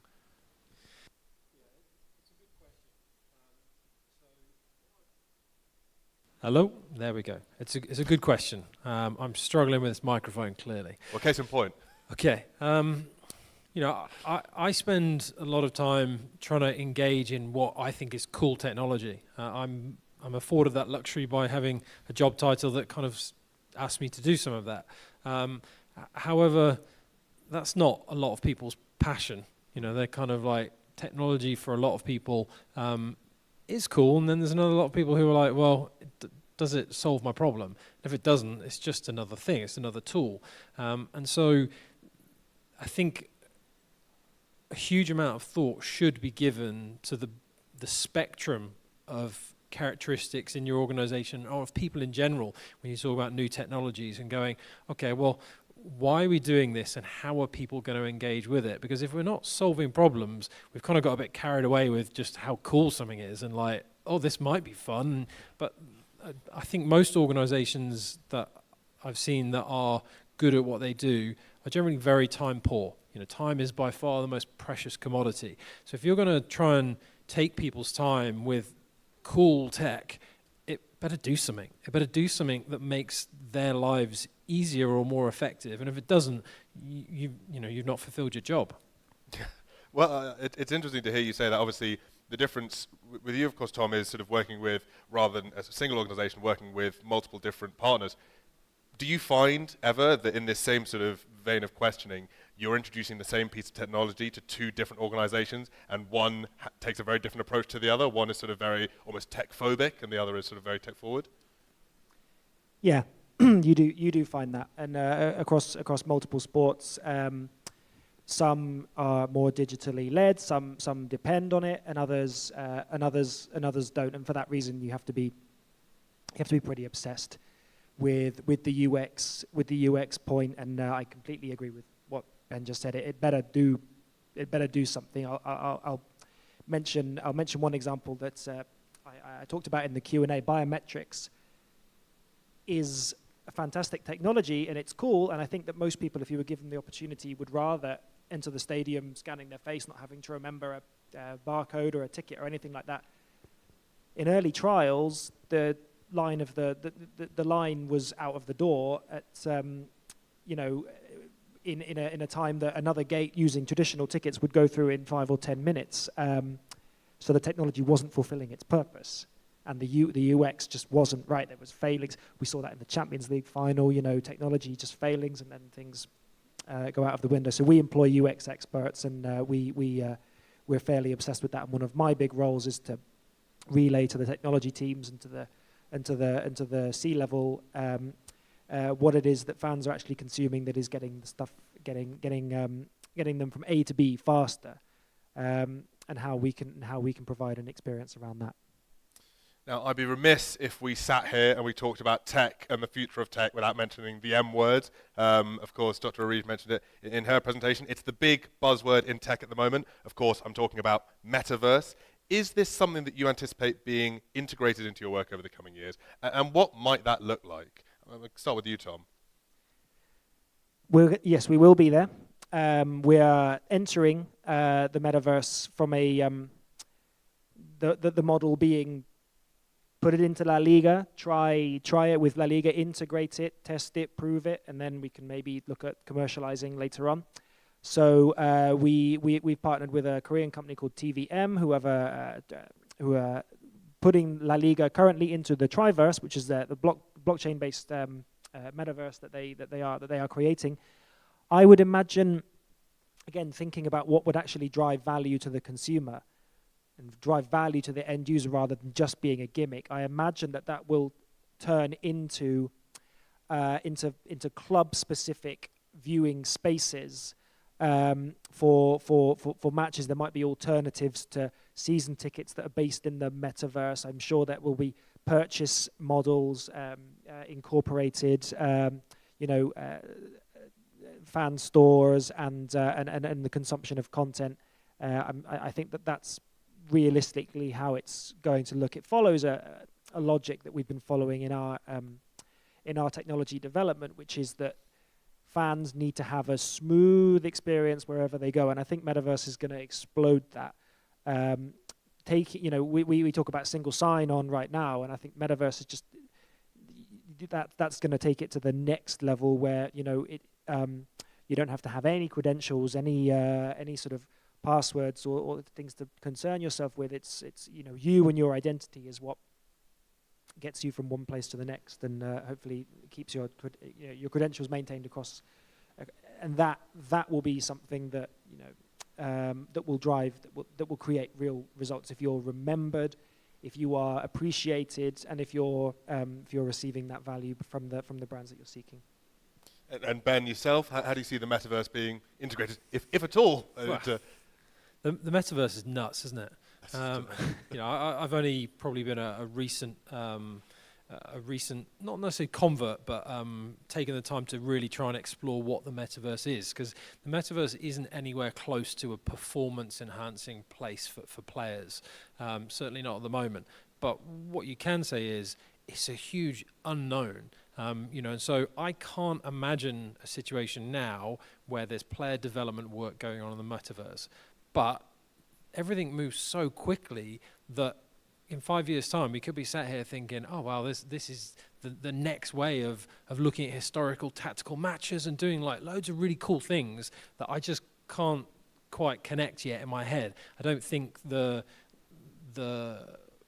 graphic quality is anywhere near good enough to translate into a training or match environment at the moment, because you can't just go and do something that's so far removed from the performance environment, and then hope that there's a transfer of skills. So there's a lot of things that need to happen, and I can't honestly imagine how you'd use the metaverse, but it's brilliant, and maybe it will unfold itself into these crazy things that become a heart of how we develop players. But I can't say that confident at the moment. It's just a thing that I think is a possibility.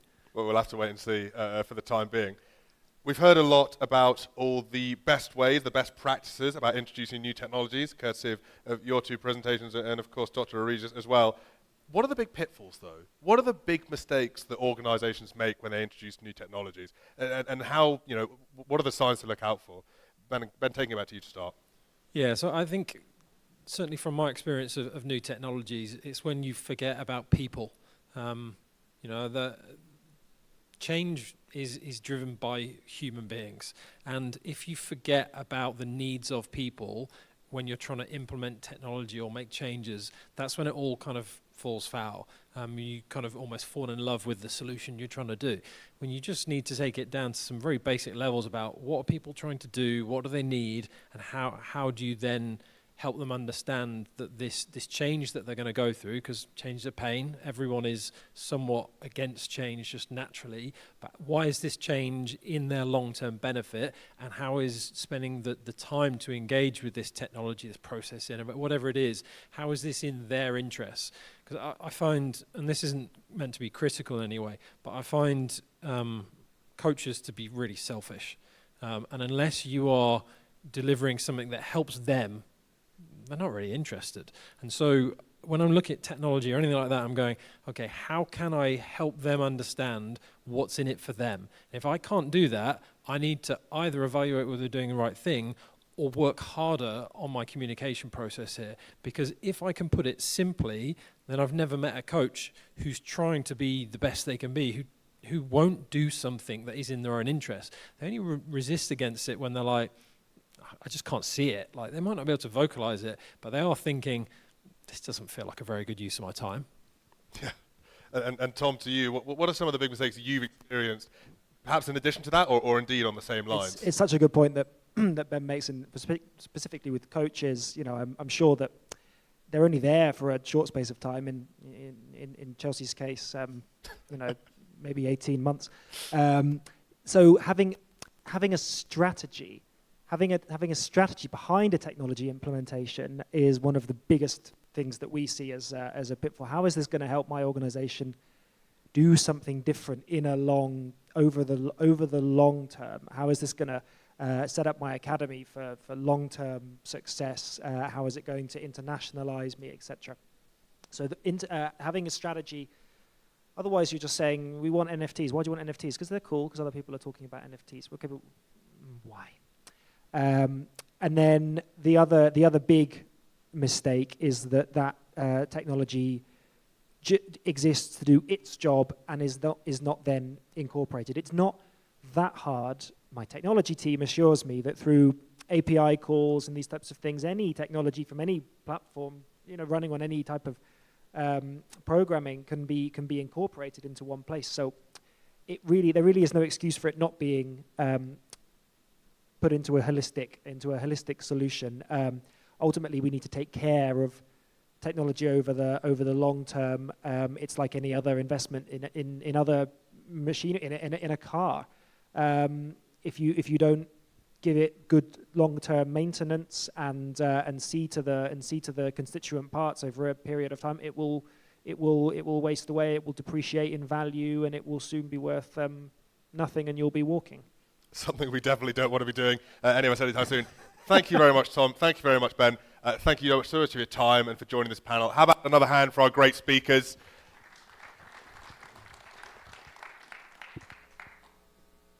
And we will shortly having a break. I will pass the baton back to Mohammed here to take us into that break. But thanks very much all for your patience, Mohammed.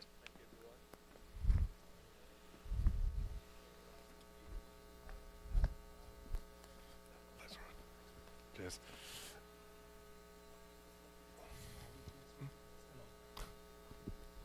Shagad. Okay. So we have, well, thank you everyone. Thanks for getting inspired for the first segment.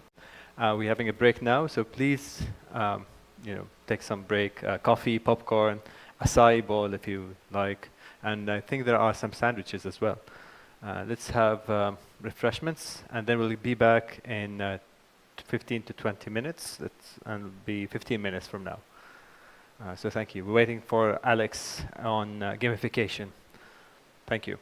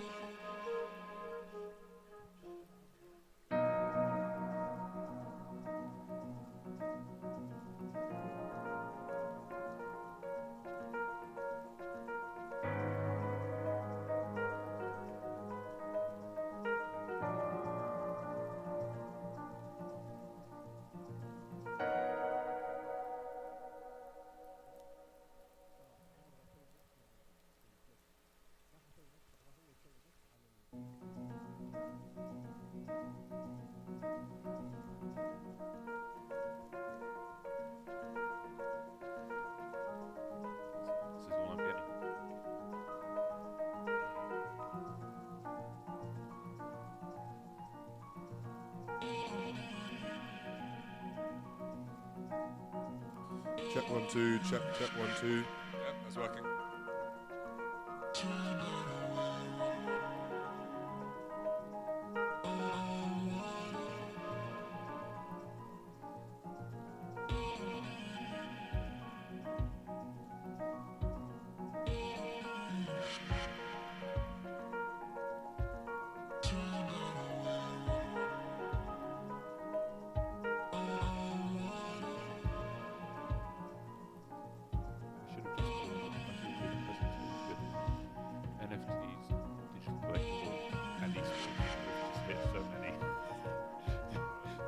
Yeah. If you're interested in any of this, yeah.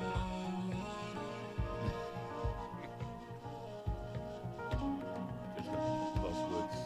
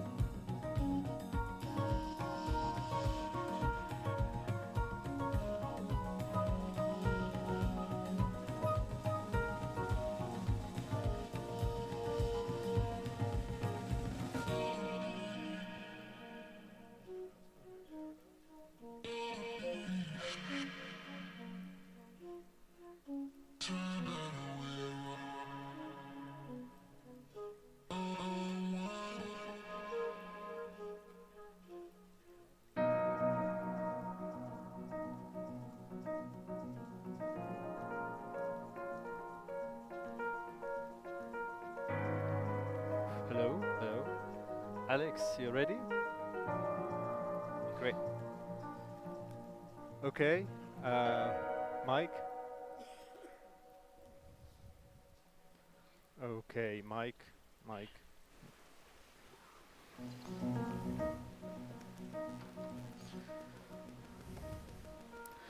Hello. All right, so we start in 1 minute. Should we start in 1 minute? Live stream. Great.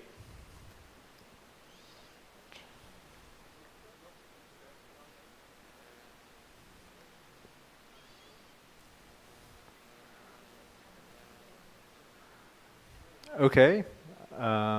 Camera, ready? Okay. All right, welcome again, everyone, and thanks for staying today and trying to get inspired. And I would like to introduce our next speaker, who is Alex Englot. Alex Englot is the first and current commissioner of the ESL Pro League, governed by the Louvre Agreement. This new venture brings the premier tournament organizers in CSGO ESL into a joint project with 15 of the most respected team organizations in global sports, including the like of Team Liquid, G2, Navi, and Furia. The result? A collaboration that maximizes the value, impact, and alignment in one of the leading esports worldwide, delivering an unparalleled proposition to investors, sponsors, broadcasters, and of course fans. Alex's role is to formalize and evolve this collaboration, all whilst exploring new products, fan expectations, and alliances with other critical stakeholders in CSGO. Before taking up this unique role, Alex sat on the ATP board as the European Player Representative Director after completing a worldwide stint as Global Communications Director for Sport Trader. Alex has spent over a decade working in communications and public affairs at the heart of sport for leading football clubs, Olympic campaigns, off the back of an initial career in corporate law at the heart of the City of London. With a passion for gaming, tennis, volleyball, and snowboarding, Alex has spoken at a range of international academic institutions, industry, conferences, as well as new platforms. And would love to welcome Alex on the stage and passing the batons to be inspired on gamification. Thank you. Alex, yes. Thank you very much. Thank you.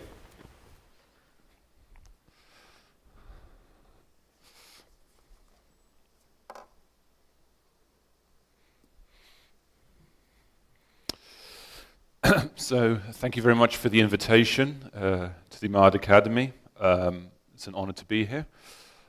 So, you all have heard from La Liga, which was founded in 1929, and Chelsea, which was founded in 1905. So, I thought I would bring us into the current ages, into something a bit more modern, and talk about esports. Specifically, I wanted to talk about esports, but really focus a little bit more on esports, as I mentioned, at the vanguard of modern collectibles, from your traditional digital cards through to, from your original analog cards, your handheld cards, through to digital, and then on to NFTs. Before I kind of jump into that specific issue, I think most people here will probably know a lot about esports already, but I just wanted to give a very kind of helicopter view on some of the key measurables around esports. I think we all know that it's a very dynamic and exciting space. Whether you call it a sport or not is another matter, but it's clearly a premium entertainment product. In a report done recently, Newzoo said that it estimates that there are 500 million members of the audience who watch esports regularly, and the revenue is projected this year to reach about $1 billion for the esports industry. If you look at esports a little bit more regionally, a bit more relevant to this part of the world, another report which grouped Saudi Arabia, UAE, and Egypt together said that they anticipated that there would be about 85 million gamers in that region by 2025, which is a 20 million increase on the number in 2021. So the region obviously is also incredibly interested and invested in the space. The spend on gaming is estimated in that region again to go from 1.7 million to 3.1 million in the same time span. So esports is growing dynamically globally, also in the region, and I think I don't need to tell too many people here that the PIF has taken interest in esports through the Savin Gaming Group. They have made investments in companies such as Capcom, Nintendo, and they recently acquired ESL and Faceit in a merger for $1.5 billion. So esports is big in the region, and Saudi is already taking a lead in growing its position in this gaming and esports space.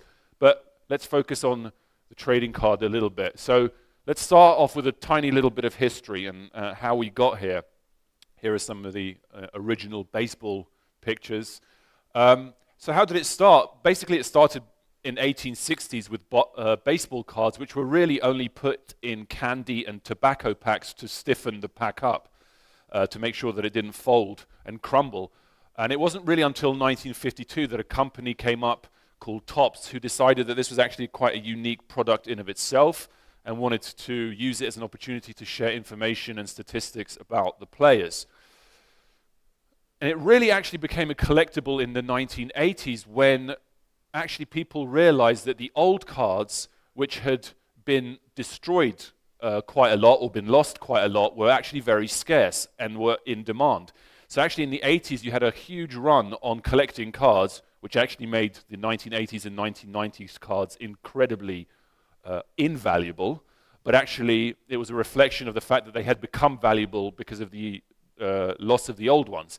So in the 1990s the industry tried to create more interest in the space by effectively artificially generating scarcity, and we'll come to the concept of scarcity later. They created serial numbers, autographs, they attached little pieces of clothing or the ball to cards to make them even more collectible. And then the next kind of iteration of the proposition around collectibles was actually the gamification. So over here you can see the first few cards that came from Magic. The gateway game was about creating cards which you could collect and then take to a game and compete against other players who had their own cards.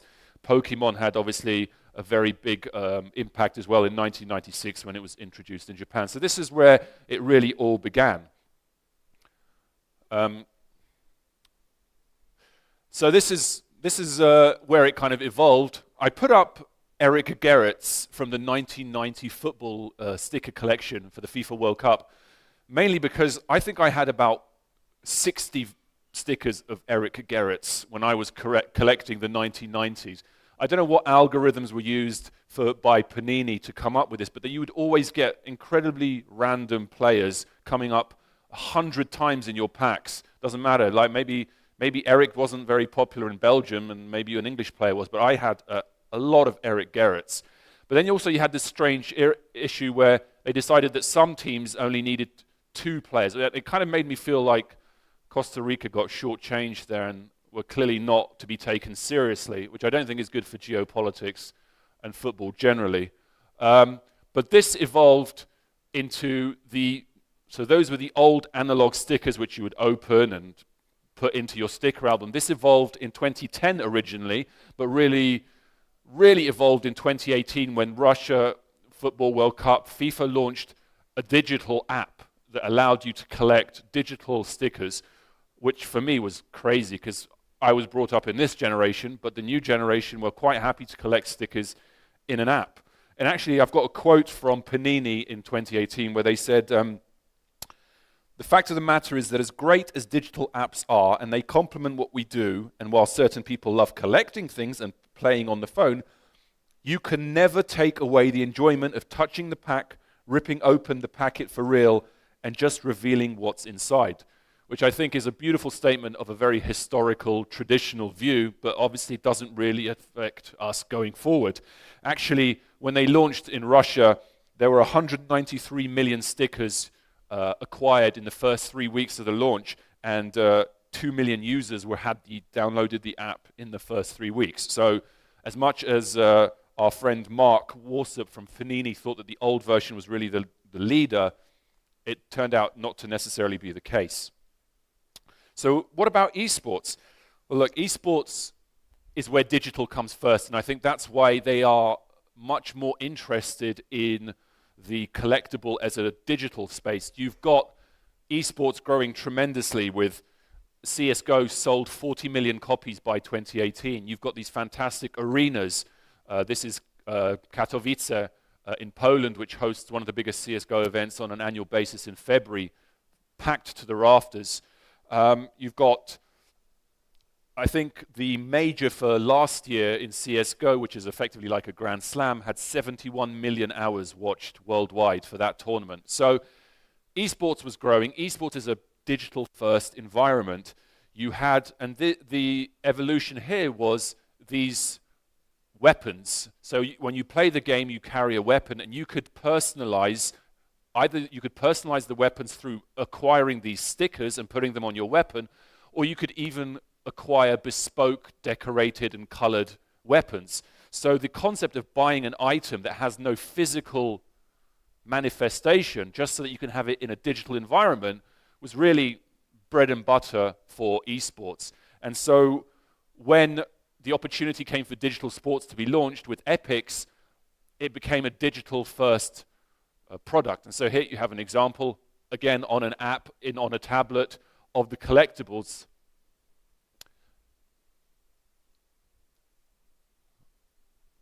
So let's look at today's trading cards. So this is just a promotional image of some of the players holding a kind of oversized version of their own cards.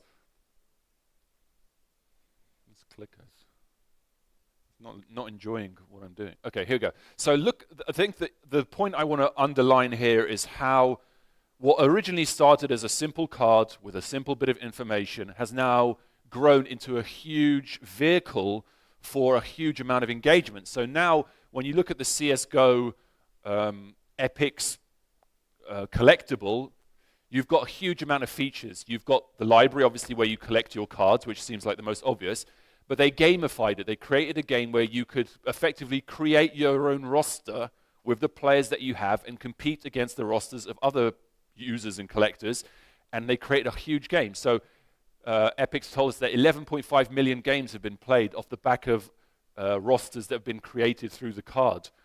You've got different types of packs, which allows segmentation of collection. And what I mean by that is, what you used to have is that here was your collection, you either complete it or you don't. It's pretty black and white, which doesn't actually leave a lot for feelings of intermittent success. Whereas if you have loads of different packs and you complete different packs or different colors or different events, you can get the satisfaction from completing sub-collections, as it were, or smaller collections. You've obviously got your trading platform where you can trade with other players and users. You've got the marketplace for acquisition, so you can buy and sell what you need. You've got a leaderboard, which obviously incentivizes collection and competitive collection. You've got the ability to create your own cards if you want, using imagery that they provide in a platform. So again, for those creatives, and Adidas says it's all about the content creators. These guys are thinking the same thing. Everyone's a creator. You can even convert your cards into NFTs to make them non-fungible and put them onto the blockchain. And you can, if you want to, you can even bet with them on a roulette game and effectively win and lose cards on that basis. So it becomes a really multi-interaction product. So here, but actually Epix were very clear that they wanted to stay hybrid. They wanted to keep these, what the Panini gentleman mentioned in 2018, that feeling of something in your hands, something collectible. And you can still take the cards, use the QR code on the back, and throw it into your digital app. So you basically have the best of both worlds. And the KPIs on these physical cards is 200 million cards were collected since 2018. 20 million packs were opened. And some of these cards, which have been signed by players, can still get a significant amount of money on a single card sale on a secondary market. So the kind of what used to be the hallmark of the traditional physical card remains in place, but you get all the extra benefits and interactions and engagement that comes from the digital-first experience. But let's look towards the future with how do collectibles look in the future? NFTs have kind of gone through a very interesting life cycle. Back in March, February, when NBA launched their Hot Shots, it was gold dust. Like, everyone was involved. It was amazing. It was sold like hotcakes. It was the thing to be involved in. But then actually, you started to realize that a huge amount of people started creating their own NFT collections, and a lot of those became rug pulls, or not. There wasn't enough utility involved, and actually a lot of fans and a lot of consumers became incredibly disillusioned, to the point when Liverpool launched their NFT collection and marketplace a few months ago, there was a huge public backlash against the collection, and as you can see here, 94% of their available NFTs were unsold, which is crazy for a team like Liverpool, which is a top team in the Premiership with a hugely powerful fan base and global. You would have imagined that they should have done fairly well here. They really struggled because of this backlash to what was happening in the NFT market. And this actually mirrors similar with a very related product, which is fan tokens. Manchester City welcomed their partner to great delight, as they said right at the top. We are delighted to announce a partnership. But very quickly, because they're linked to cryptocurrencies, which themselves are very volatile, the fan tokens themselves became quite devalued as the boom faded. And so now there's been a huge collapse of these kind of crypto giants in sports, where the token now is pretty worthless on a pecuniary basis, on a financial basis. We can talk about other bases, and actually I criticize that a little bit later, but in terms of financial, you paid $10, $100, and the value of that has gone way down if you want to resell it. And it's important to note that the NFTs is not other NFTs, it's the same with esports. OG was one of the first. It's an organization with a very big following in Dota. They won the Dota back-to-back championships. Huge team. They made it $1 million from 3 NFT drops right at the beginning of 2021. If you'll notice here, the first half of 2021, when everything was rosy. But then Gabe Newell, who is basically the leader and the founder of Valve, which owns 2 of the biggest games in esports, said, we're not involved in NFTs. It's too dodgy. We don't want to have anything, any of our IP, any of our games linked to NFTs. So when Fnatic this year in 2022, and I'll come back to Fnatic, when they launched their NFT program, there was a massive backlash. They had to do a huge amount of AMAs, interviews, content to try and effectively convince the fans that this is not what you worry it is. This is not another rug pull. This is not a scam, because there was that huge concern that they needed to address. So I want to take a few minutes to look at the future of what people expect from these collectibles, from these NFTs in today's space. Excuse me. So if we look at, I think the first thing is artwork. Actually, NFT is, at its very basic level, artwork. So you started with very basic artwork back in the good old days with this. Here's a photo of our friend Mike Schmidt about to take a bat, and that was it. You didn't have to do anything more complicated. If you look at some of these NFTs nowadays, the artwork that's involved is incredibly advanced, incredibly beautiful, frankly, something you want to keep, because an NFT is a collectible. I collect it, and I want to maybe present it. I want it on my computer. I want it as my avatar on a social media. I want to put it on a huge screen in my living room.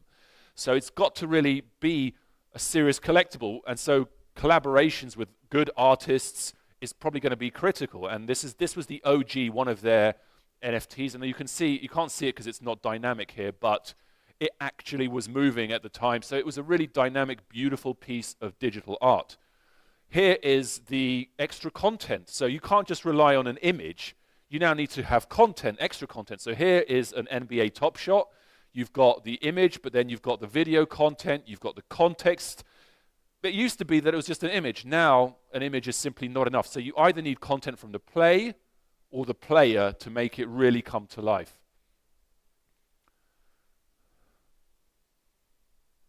Hello? Okay, so I think the next thing is accessibility. So back in the good old days, as I mentioned, these cards would be located in candy and tobacco packs, but Now, what you're seeing is because of the link to the cryptocurrencies, and because this area was kind of seen almost as a Trojan horse for cryptocurrencies, like, if you love this, you have to do it through this wallet and through this crypto, and I think that put a lot of people off because crypto is volatile and it's quite difficult for some people to get onto. There's barriers to entry, so I think people now are going to expect much better accessibility. I want to be able to buy my NFT without having to buy some kind of crazy coin. So you need accessibility is going to be critical. Exclusivity, now this is the balance, because accessibility is almost the opposite of exclusivity. But we live in a world today when everything is possible and everything is ownable. Exclusivity comes with a premium. So here are the Bored Ape Yacht Club NFTs, and they were bought by some of these individuals, and it's effectively a badge of exclusivity. So to find that balance between accessibility and exclusivity is going to be really, really critical to get right, because otherwise you can come across as incredibly snobbish. Insights. In the good old days, you would still have insights with your collectibles, so you need that information because that was really honestly the founding principle since the 1950s of collectibles, and you still have that even to this day. You still have, accuracy and utility and experience and all these things. So scores and rankings and statistics are still pretty critical. So you need to provide that insight. But influence, if you look at the fan token phenomenon, influence is quite important.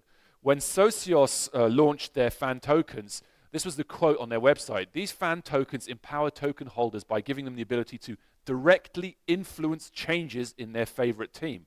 That's kind of created an interesting precedent. There's always been a feeling that clubs are fan assets, they are fan owned, they are fan passion.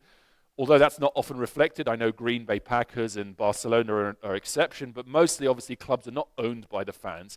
Socios tried to kind of bridge that gap by giving them a say. But there's a lot of backlash against these kind of fan tokens because they've spent so much time and energy on acquiring clients. There's an argument that they haven't spent enough time servicing those fans. And so some of these directly influenced changes is what song is going to be played at halftime. Frankly, a lot of fans are like, we can do better than that. So can we have a little bit more of a say? And that's also going to be really tricky to navigate that expectation that fans now are going to start having. There's utility. Utility is critical. What utility means is, I've got my NFT, what does it unlock for me? What can I do with it? Okay, it's a collectible, it looks pretty. What does it allow me to do? What does it give me access to? So the Bored Ape Yachts Club is effectively a private members club here, digital, that gives you an access to further benefits, further VIP benefits, whereas in the past, there was no utility, it was the card, that was it. So there's an expectation now that I'm going to get more. And of course, most of these NFTs are on blockchain, which is great because that allows for transparency, which is a critical piece of the proposition. And I'm coming towards the end now. Progress. So as I mentioned before, it used to be that you collect, you complete, or you fail. You either finish the sticker album or you don't. Now you've got milestones and sub-collections which can give you achievements. If you've ever used things like Asana or even used things like Duolingo to learn languages, you know there's a growing trend to kind of keep rewarding you so you keep coming back. And I think that's going to be critical to the way NFTs are going to be used in collections. So here, look at all of these different types of collections you can start and complete. So there's the Antwerp Groups collection, there's the Winners, there's the Pro League, there's the Katowice, there's limited editions. There's so many ways that you can feel satisfied by completing a sub-collection. And then I wanted to, this is my penultimate slide, these are my two big issues. So as I mentioned, all in. Now, there used to be no expectations around NFTs and collectibles. Now, fans want it all. They want their collection or their NFT to do everything. They want a roadmap. They want to know what's coming. They want to know what's coming next. They want to know that they're going to get... Look, this is Fnatic, who I mentioned earlier, one of the teams in my Pro League. First of all, look at all of the different things that they promised. There's going to be you're going to get on our Discord server. You're going to get exclusive drops. You're going to get discounts. You're going to get invitations to events. You're going to be able to ask questions at any time. Unique experiences, mystery boxes that unlock digital items, physical cards, pro jerseys. I mean, it's Christmas come early, really, because that's now what fans expect. But also on the flip side, I mentioned NFTs now, for most people, especially in sports and esports, it's a tainted word. You mention the word NFTs, people are like, oh, God, no, I don't want to have anything to do with it, as you saw with the Liverpool. So when Fnatic launched all of these wonderful benefits of being a member, they spent a lot of time going, this is not another bullshit NFT project. Guys, we knew there would be hate. So in March 2021, you mentioned NFT, people were climbing on you to get involved. Now it's untouchable. And actually in their announcement, they actually never mentioned the phrase NFT. Even though it was an NFT supported by Crypto.com, they never mentioned the phrase NFT.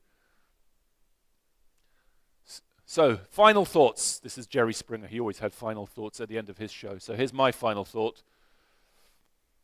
Oh, that's too far. So look, I think the thing we need to kind of go back a second is fandom. What is fandom? Fandom is actually, people may disagree with me, I think fandom is passive because we celebrate other people's achievements because we struggle to participate, right? That's why we go and watch. We want to see it. But it is, by nature, you're sitting, you're watching, you're celebrating. You sit, you hope, you admire. And that distance has got even bigger and bigger over time. TV took you out of the stadium. Foreign fans, how are you going to feel connected when you're in Singapore? The obviously income differential between the players and the fans means that fans can't connect as well with the players, let alone the owners. And the cost of investment, if you want to become a shareholder to feel like you're engaging and participating, is now so prohibitive, it's impossible. Which is why sport has taken that head on. They've tried to celebrate tribalism. They've tried to give a stake and investment to fans, whether it's through fan tokens, whether it's through a shirt, whether it's all these different things. They want to give insights and understanding. They want to give fans the ability to feel like they really understand what's happening. They want to bring you closer. They want to generate engagement and affinity. But here's the problem with NFTs and fan tokens. Everyone wants to take fans deeper, but if you take someone deep, really deep, then you need to trust the people that are taking you deep and the equipment that they're giving you. And because if that fails and people start feeling like you are not trustworthy or they can't trust you, then the game is up, because that's what it's all fundamentally built on. So I think NFTs and collectibles are a great tool for all of these things: engagement, insight, stake, all of these things. But if you do it wrong, it can be almost fatal to your brand and your fans. So that's where I'm going to leave it. Thank you very much for your time. And if you have any questions,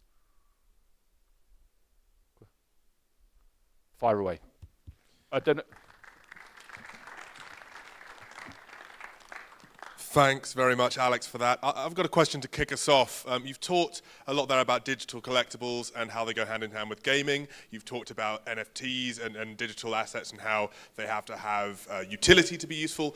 My question to you is, how much are you thinking about interoperability, this idea of having digital assets that are transferable in this space, if at all? Yeah, I think interoperability comes when you talk about the NFTs. One of the things that people found so challenging, you look at the Dapper Labs partnership around NBA Top Shots. They created the Top Shots on a blockchain called Flow, which is their own proprietary blockchain. And the immediate issue that causes is, so do I need to keep my NFT on that blockchain, or can I move it to another blockchain or to another wallet? And the moment that conversation started evolving, it became really challenging, because it becomes an ownership play, right? I want to keep you in my ecosystem. I want to keep you in my blockchain. I want to keep you on my crypto. And so if I don't want to offer you that versatility, I think fans are pushing against that. They want to be able to move things across. They want to be able to acquire things from different places, sell them to different places, transfer them to different places. So I think the future of NFTs is going to have to become more interoperable and more interchangeable, because while I understand the business priorities, I think that one of the things that, as I mentioned with that last slide, is we cannot lose sight of the fans. we have to offer, and it was mentioned on the last panel, we have to always think about, does this offer value to the fans? If it becomes a possession play, I think, again, that can prove to be very isolating and very frustrating for fans. Have we got any other questions from the audience? Got one at the back, a couple at the back there, it looks like. One at the front here. Do I need an earpiece? You may need it. Have we got the earpiece, the translation earpiece? Just in case there's a in case there's an Arabic question. Actually, I can just listen to it and ask if it.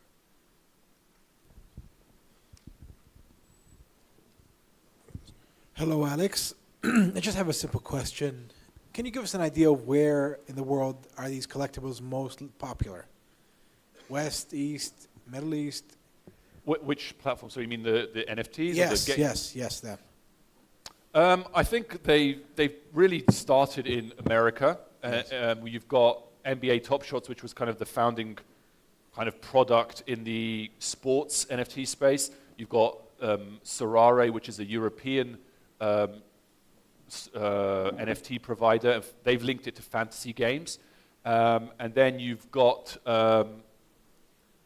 I think in esports, it's also the Europeans. Immutable is a very big company. So at the moment, it's very European and North American centric. Yes. But I think the fact of the matter is that collectibles are definitely global. I saw a lot of fantastic articles about when the Brazil World Cup was on, how one of the things that people saw everywhere was the sticker collection through the favelas, people collecting those stickers.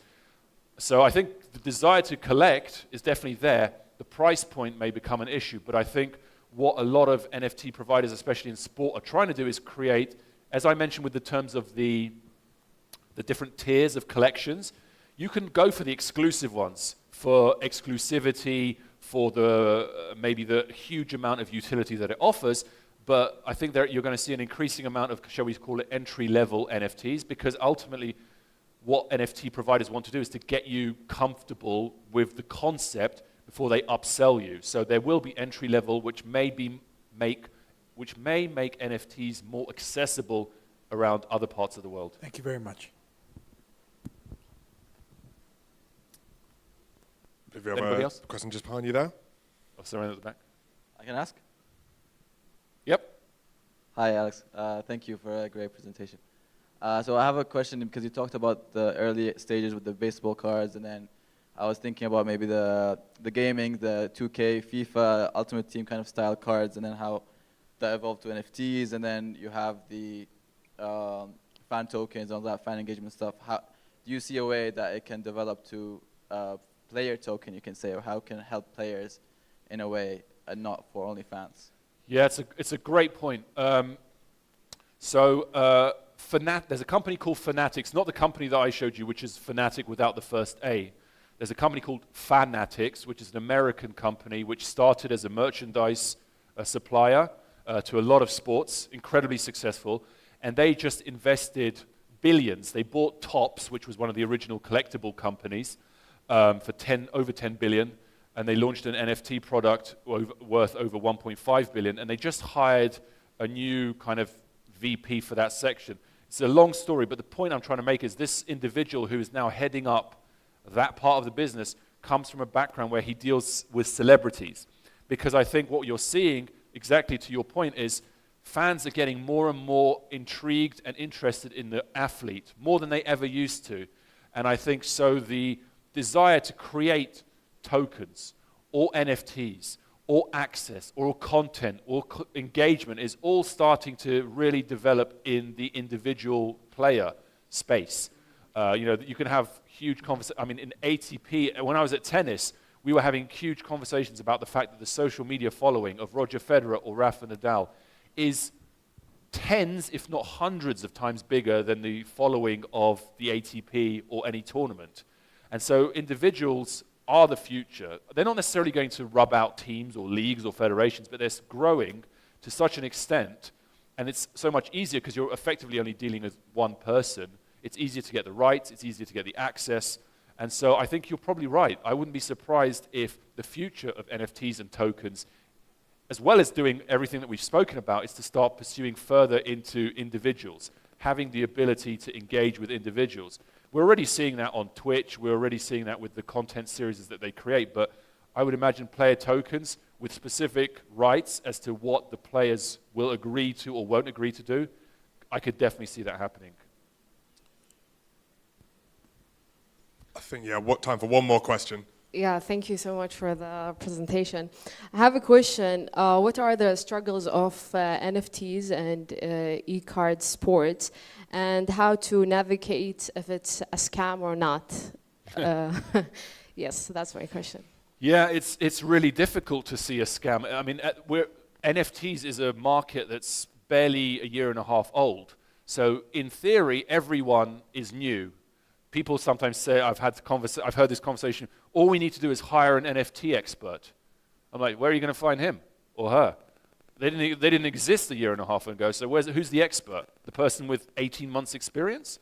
So it's really difficult to find that, but I think this was actually part of the reason I kind of set out that checklist, was to try and see whoever you're working with or whoever is speaking to you, can you ask them these questions? Go, listen, how are we going to deal with accessibility? How are we going to deal with utility? How are we going to deal with data and insights? Because you have to think from the point of view of your brand and your fans. And I think the people who have got in bed with the wrong partners and the wrong suppliers, it's done them a huge disservice in an incredibly young demographic, because it's usually young people who get involved in that. And sports brands spend so much time thinking, how do we attract the young consumer, the young fan? And if you give them a product like this, which they're interested in, but it turns out to be a rug pull, you've just alienated the very people you've been desperate to get hold of and maintain for a long-term future. So I don't know what the answer is in terms of, like, there's no certification process, there's no like website that goes, trust these guys, don't trust these guys. But I think if you ask those questions and really see how credible and creative and strategic the answers are, hopefully that will give you a bit of a compass to start getting a feel. These are the people I want to work with. These are the people that are going to look after my fans. These are the people that are going to deliver value. That's all we have time for. Thanks so much, Alex, for that fantastic presentation. Let's have a round of applause. Thank you very much. Thank you for the questions. Thank you, Alex. You'll want this back. Yes, definitely. I know there is a process where they have to hand it. But they always drop it. They always drop it, and then they say that, I think, up. So you raise it up, and then you have to run. But I'm not sure. You've done this before. I did my research, actually. Well, thanks again. And to introduce our next speaker, we have Julia. It's a really interesting topic. Speaking of what's happening or changes in the environment, and talking about sustainability in the sport, and specifically in Formula E. Julia Pally is a leading expert on sustainability in motorsport and the international elite sport industry.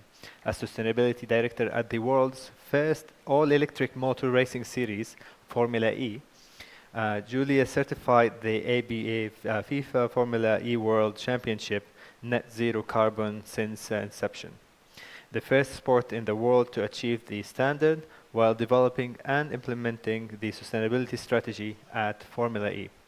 Julia has overseen a number of significant achievements that establishes Formula E's credentials as a leader of sustainability in elite sports.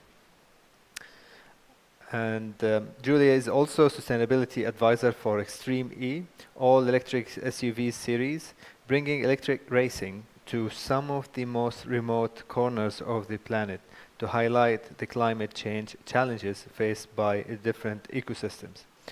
Widely recognized as a leader in sustainability in global sport, Julia is a regular speaker at major events and conferences including the COP26, Bloomberg Sport Positive Summit, and FIA Smart Cities.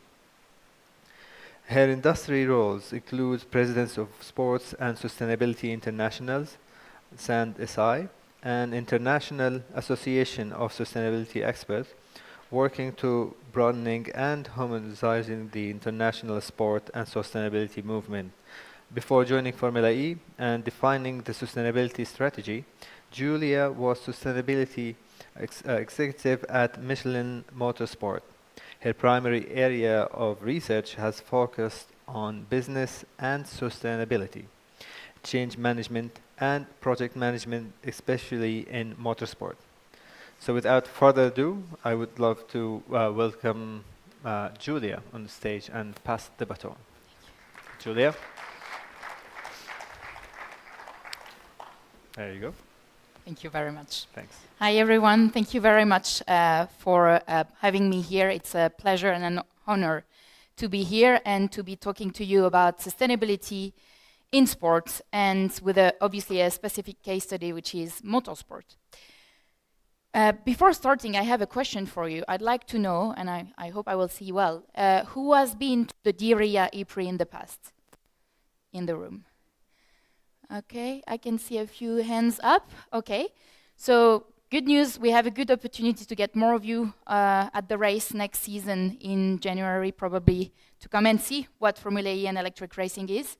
And the other good news is I'm not going to talk about marketing. In some ways, I will, but I will really explain what Formula E is all about and what is the business opportunity that sustainability represents in sport more broadly. So just a few words then on Formula E. Formula E is really a unique sport because it was created with a purpose, sustainability at the heart of the sport. The reason why is Formula E races electric cars. So the fact that we race electric cars, I say we because I've been working 8 years there, so it's a bit my family. The reason why we race electric cars is because there is a big problem called climate change. And climate change is basically, the result of us, human beings, being too many and generating too many CO2 emissions.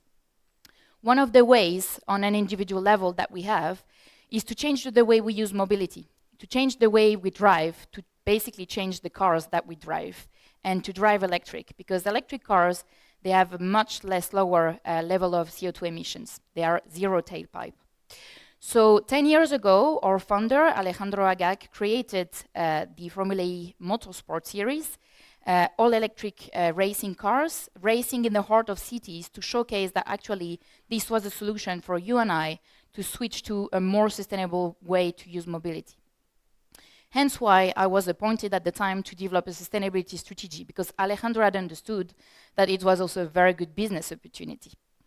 So I'm going to run you through the sustainability strategy that we've developed. Yeah, too fast. Here. And then I will do two specific deep dive on two topics that are really agitating the whole world of sustainability in sport at the moment. First, starting with our sustainability strategy. So what you see here is really how we've been building sustainability within Formula E. What is important is the fact that it's not only about the championship, it's really about the work that we do with the different cities in which we race. Diriyah, we've done a lot of great things already, and I'll come back to that. But also the racing teams and the partners that are sponsoring the championship. The reason why it's important is that it's giving really this holistic approach of us aligning the strategy of sustainability within the sport.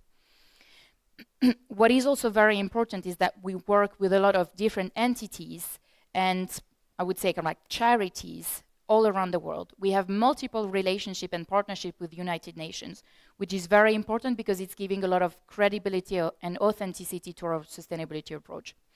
Again, this is a space that is becoming very crowded. There's a lot of noise and background within the sport and sustainability sphere. So if Formula E wants to retain its leadership position, it's very important for us to be always at the forefront and to be working with the most legitimate organizations. Now, going back to really how we've been structuring things, we have 4 key pillars, and I would say any good sustainability strategy should have at least 3. The first one should be around the environmental side, and our environmental side is called environmental excellence. So this is how Formula E is really making sure that on the events that we organize, we have the lowest carbon footprint as possible. We, of course, measure the carbon footprint of each and every single race, but also this really is how we implement waste management, how we phase out from single-use plastic, and so on and so forth. What you would expect on turning up in an event that is probably, as our CMO calls it, planet's favorite sport. The second thing in a good sustainability strategy is about social sustainability. Social sustainability is how you create a positive impact for the people. And in the case of Formula E, it's really how we create a positive impact for the local communities in which we race. Again, we'll come back to that a bit later down this presentation, because this is very important that we bring something more than the sport. That's coming back to the DNA of Formula E, mixing the racing and the reason with no compromise. It's also how we are working with children and next generation. So it's even more important for us to be here, because the audience here is exactly who we are trying to attract, the young people. It's actually really the kind of people that are following our sports. We're only 8 years old, so it's really a sport that has been born and created by and for young people, relatively young people. The other important pillar in the sustainability strategy is what we call economic and governance. Within Formula E, that's what we call creating value through values. And that means that we work with all our racing teams and our partners to align onto a minimum, and I don't like this word, to a high minimum standard of sustainability between us, to make sure that, one, they have a really authentic approach to sustainability within the championship. Two, because it creates very good business value to them. So just to give you a couple of examples, the image you see here is, one of our partners called Heineken. We've been working with, let me switch. We've been working with another partner called Allianz, which is an insurance company, very famous and very well known in the automotive industry. And Allianz, a couple of years ago, their chief sustainability officer, so really like the highest person in charge in the business, who was approving the sponsorship deal of Formula E, said that they were really focusing on plastic at the time, a couple of years ago. And for them, that was a big deal. They really wanted to do something around plastic and Formula E. Not a problem. We were also looking at phasing out of single-use plastic on our events. So we decided to get Allianz to sponsor 100% all the effort of Formula E on phasing out of single-use plastic. So there's no more plastic bottles on our events. There's water fountains that is distributing free water to all the fans. And there's reusable cups that we basically reuse from an event to another, that we wash and so on and so forth. All this to illustrate that it makes good business sense, and that our teams and our partners are coming to us because we're a unique platform for them to tell their stories around sustainability, because guess what? The next generation of fans, what they care about is really making sure that the sport or all the kind of entertainment that they consume has sustainability at its heart. Now, this is the three basics of what a good sustainability strategy should have. What we have on top of that, which is really linked and aligned to the culture of our organization, Formula E, is the fact that we are leaders and innovators. We've been born out of innovation, and we're really fighting to be always at the forefront. The team principals, which are more or less the CEOs of our racing teams, the way they count themselves when they are second is that they are the first of the losers, just to give you the mindset in which we operate. So for us, having a sustainability strategy needs to be always showcasing and reinforcing the leadership role that Formula E has as an organization within motorsport, but also in the sports world in general. Again, giving you just a couple of examples here, we've been recently revealing the latest generation of our racing car. So for context, every 4 years, so, we just had 2 so far. We changed the version of the car that we race with, that drivers race with.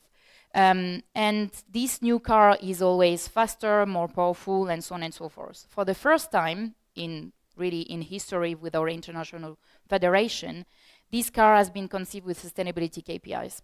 So you can really call it the first circular by design racing car. You have sustainability KPIs that makes that all the minerals from the batteries are going to be coming and basically are going to be digged with kind of like the most sustainable and most environmental friendly practices, making sure that in terms of the social impact, most of the time in mining, you have also practices involving children and so on. So we've made sure that nothing of that comes into our batteries. We've been also making sure that we actually recycle the carbon fiber from the past cars and we reinsert it into the new cars. And we've been also making sure that the tires that we race with, not only they are all recycled, but also they are made from natural materials. So this is how we are continually pushing and raising the bar in our sport, and again showcasing that if a young sport like us, 8 years old, is able to do it, then the challenge of climate change for the rest of the organizations is probably achievable. So these are some of the key projects that we've been developing under each category. And I'm going to focus the next 10 minutes now on 2 key projects. 1, net zero carbon, and 2, girls on track. The reason why I've chosen these 2 topics is because they are really trendy, let's say, in the world of sustainability. So it's quite interesting to understand how we've been approaching these in a very authentic way, which again has created a lot of traction and attention, hence business opportunities. So let's start with net zero carbon, the claim and the achievement. We were the first sport in the world to achieve net zero carbon since inception. So what that meant is that we did that in season 6, so 2 years ago. What that meant is that for 6 years, since basically the very first race that we did in Beijing in 2014, we've been measuring everything in terms of carbon footprint impact on our races. With this measurement, we've been learning how to reduce the carbon footprint on our event. And I gave you a couple of examples: waste management, phase out of single-use plastic, the logistics. Logistics is a huge part of our carbon footprint. Once we've been working as much as we could on the reduction, we've actually decided to go for the offsetting.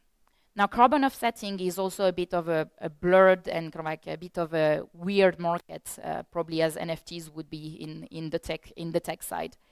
But there is some UN-related recommendations on how to use carbon offsets, and you have some kind of like very robust schemes that you can use. So we've been going into the offsetting phase, and we purchased carbon credits. Now, the way we did it is really giving back again, and you will hear me this saying again and again, giving back to our local communities, going back to all the race locations that had trusted in us and hosted us since the beginning when we were just a concept on a PowerPoint. And we invested in renewable energy project. Why renewable energy? Because renewable energy is really the perfect match between electric vehicles and obviously the source of energy to power those cars and the batteries. Because as the source of electricity that is powering the cars is clean, the CO2 emission gets even more reduced. So basically the carbon footprint of an electric car powered by renewable energy, solar, wind, and so on and so forth, is up to 50% less compared to a normal kind of like normal powered engine or ICE. So we went back to those local communities, we invested, but we also made sure that there would be always a social element in the renewable energy project. So say when we invested in Morocco, we made sure that there would be a school that would be set up in relation to our investment to make sure that we would educate the children in the local community.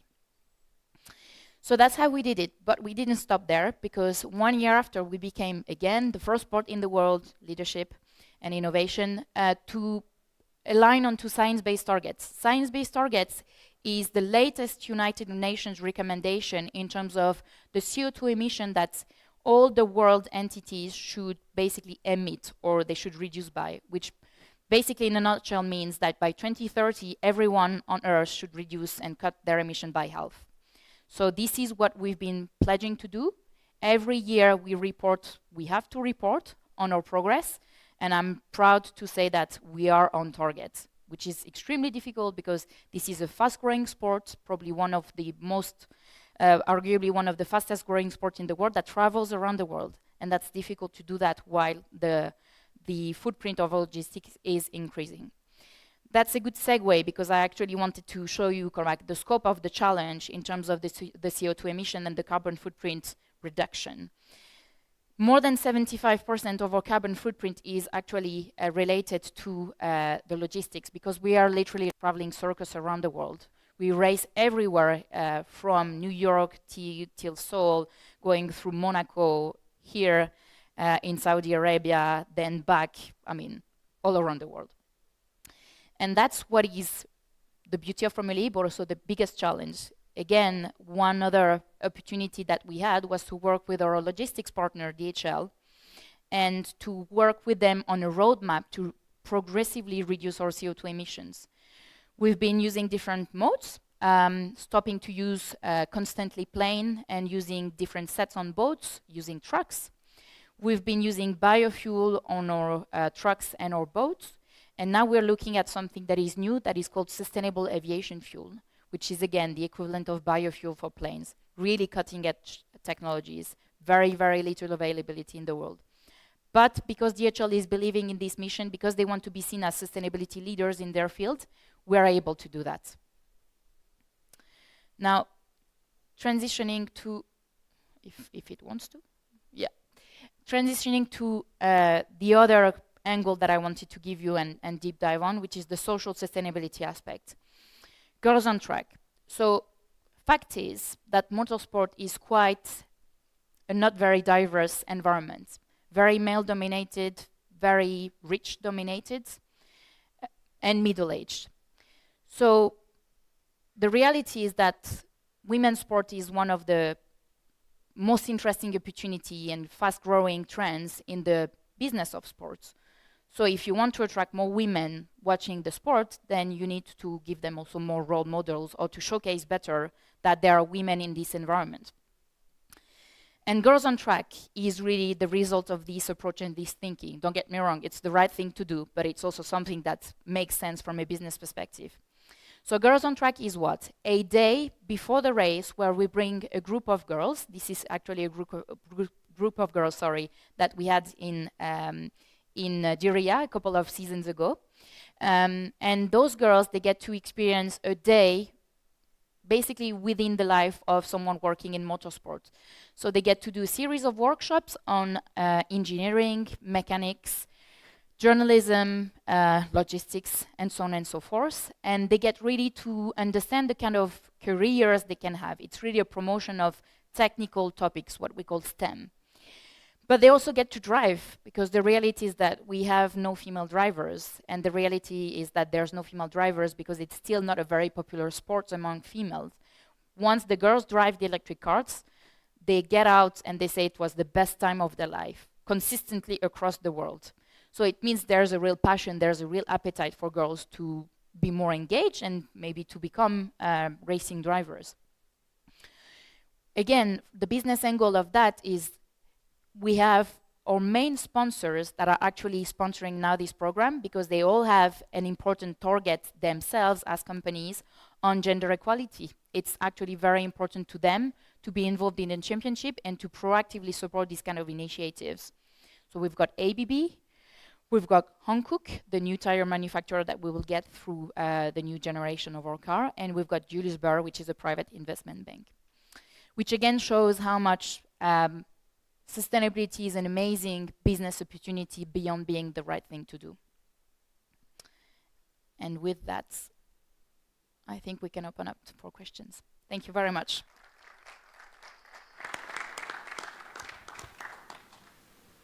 Thanks very much for that, Julia.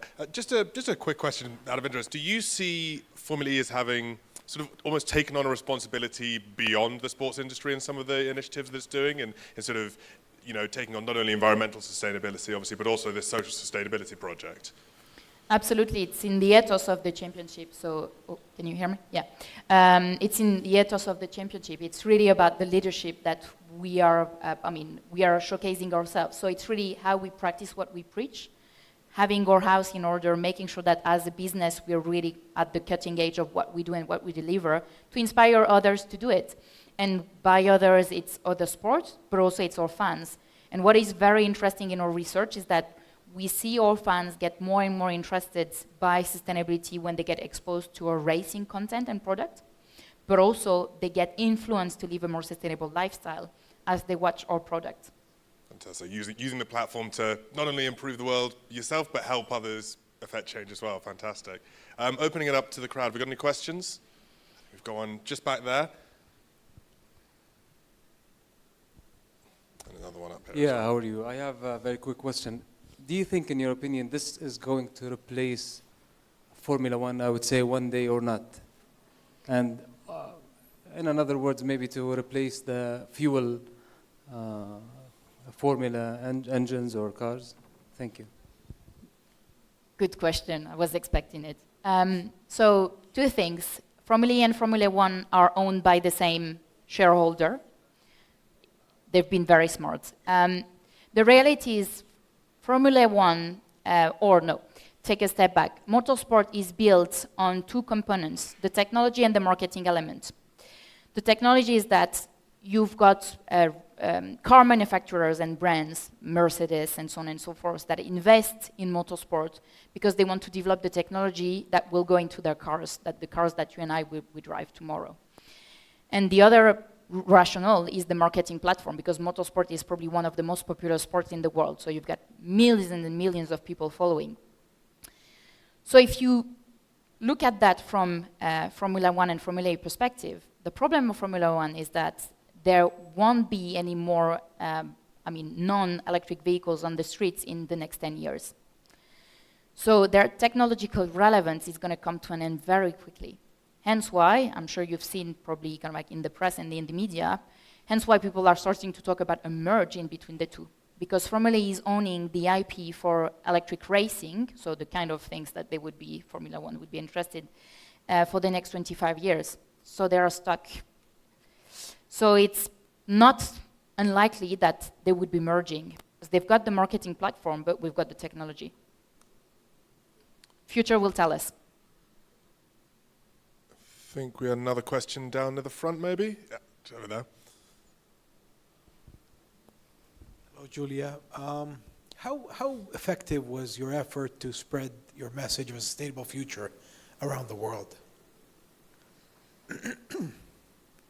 I think you mean at the level of Formula E, how Formula E has influenced that? So I think Formula E was really one of the first sports in the world to really talk about sustainability in a such kind of like a, I would say, central way. Because again, that was a sport that was created with a purpose, and probably one of the very first sport that was created with such purpose. And what is interesting and encouraging is to see how sustainability is now really at the center of the narrative of all the other major sports. And you see Formula One talking a lot about sustainability. You see, I don't know, like all the kind of like ocean-related sport talking about sustainability, athletics talking about sustainability and air pollution, and so on and so forth.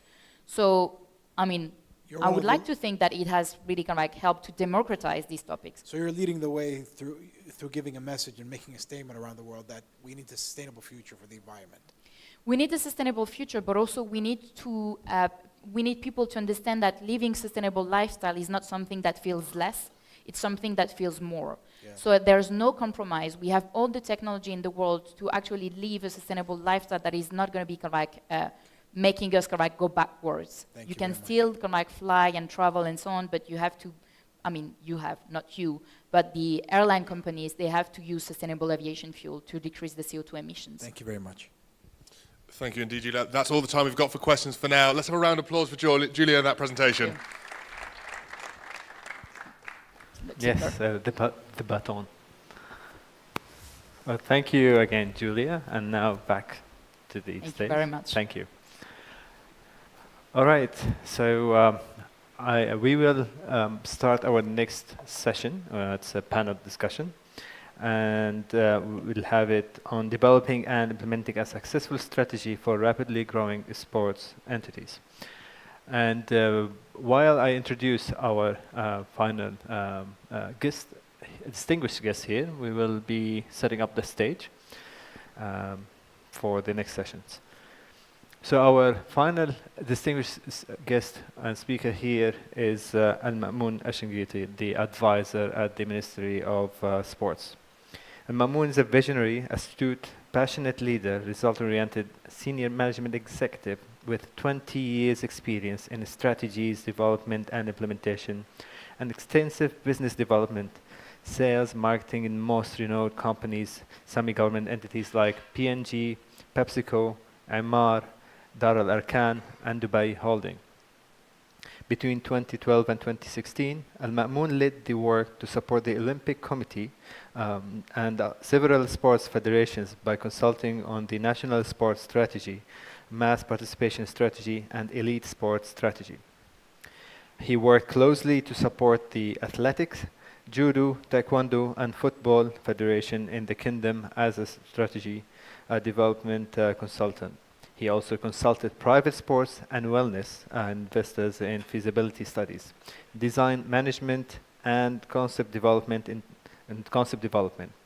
2017, Al-Ma'moon joined Al-Qiddiya as their executive director, sports development, and in 2018 as executive director, strategy for sports, where he led the strategy development and operations planning initiative in the Al-Qiddiya sports program, while also being tasked as their official spokesperson. Al-Ma'moon supported the development of the foundation concept for sports with the Al-Qiddiya legal team and is also recognized as the profile expert writer in sports, having authored several editorials since 2015 that the Kingdom and received high readership on digital platforms, including LinkedIn. In September 2020, Al-Ma'moon moved to the Saudi Olympic Committee at the request of the president of the Saudi Olympic Committee, Prince Abdulaziz bin Turki Al Faisal, as an advisor to help transform the Saudi Olympic sports landscape. So without further ado, I will pass the baton this time to Al-Ma'moon to lead and be part of that journey and share the insights that he has with this session. So Al-Ma'moon, thank you. Thanks. And so please welcome Tom and Julia from the previous sessions to join the discussion of the strategy in sports.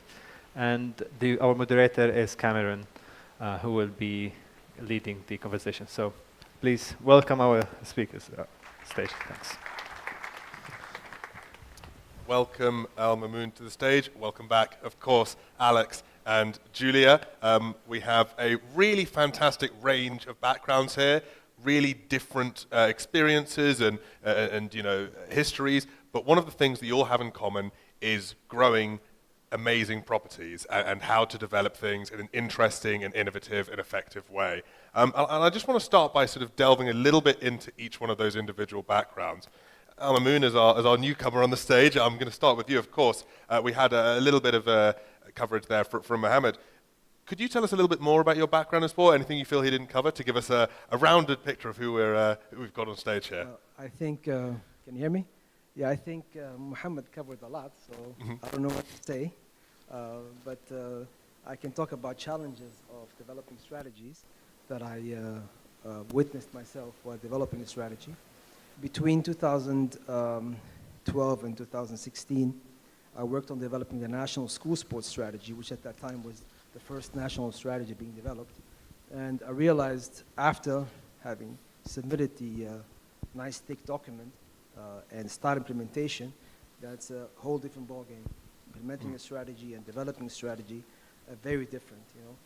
Implementing is actually the road meets the road, so you have to actually deliver on what you promised.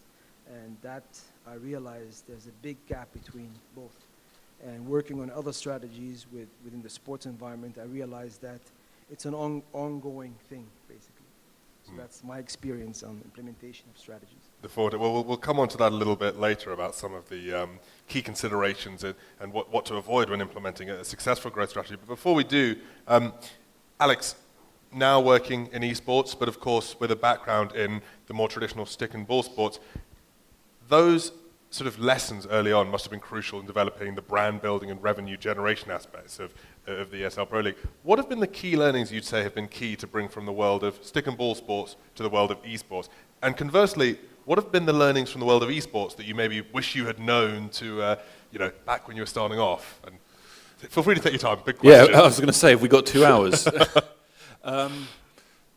Yeah, so from traditional sports to esports, I think for me, the role of internal stakeholders as your evangelists and your ambassadors is critical. I think in tennis, where you've got such high-profile individuals, similarly as you do in esports, you realize the power that these individuals hold, the trust that they have from their community, and frankly, the bigger loudspeaker that they tend to have and be able to use. So I think the importance of communication and stakeholder management, it was something that was incredibly critically vital for us when we were working in tennis, especially as we were trying to navigate a very ambitious and disruptive vision for tennis going forward when I was there for the last 3.5 years.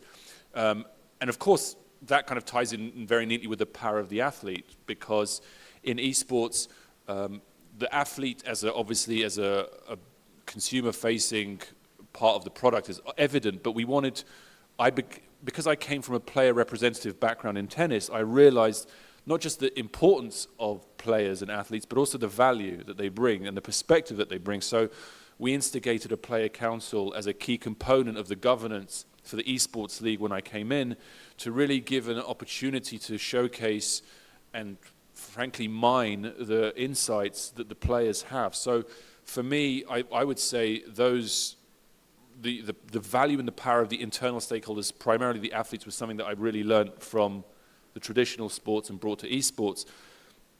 Conversely, I think some of the things that I think esports can teach traditional sports is the power, or should I say the depth of opportunities in fan engagement. I think when I look at the extent of outreach, communication, banter, comedy, content that esports produces as part of its kind of language and philosophy, I find it so much more engaging. Tennis has this kind of traditional air. Rivalries have started to kind of dissipate to some degree. Obviously, you have a few characters the likes of Nick Kyrgios. And I think it's fascinating because Nick Kyrgios is such an obvious example of a highly engaging individual who almost transcends the sport and transcends his, shall we say, his performance criteria. What you've got in esports is you've got this ability to interact with the game and then interact with a sport that just isn't there. And I use the example of Twitch, which is such a fantastic, the streamer culture, where you have this unfiltered access to personalities and athletes. I just don't think we have quite yet achieved in traditional sports. And if we can crack that nut, square that circle, find that way to bring, I think there was companies who tried to do it in the past who didn't quite work it out, but if we find a way to do it, find the means, the platforms, then I think that will really enrich the experience for fans, because we still have a little bit too much distance between the fans and the players. And Julia, we've just heard from you just a few minutes ago about some of the ambitious founding principles and ambitious enduring principles behind Formula E. One of the questions we had from the audience invoked the comparison between Formula E and Formula One. I'm curious to know from your perspective if these priorities that Formula E have sort of really built itself upon, have you found that they have lent themselves to a different kind of fan base than Formula One, for example, or indeed other sports? What sort of demographics might you be seeing?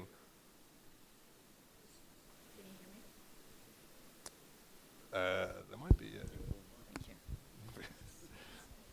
Okay, take two. Yes, it's working. So yes, what is very interesting is that we are actually attracting a fan base that is very different to traditional motorsport. Yes, there are some motorsport fans, but we actually attract what we call sports enthusiasts. So they are really coming because they are wanting to discover something new, something that is technology driven, something that is about innovation, something that is around electric cars, and something that is having sustainability at its heart. So that's really this unique merge in between these kind of like different concepts that is really creating this unique audience. Can you still hear me? I don't know.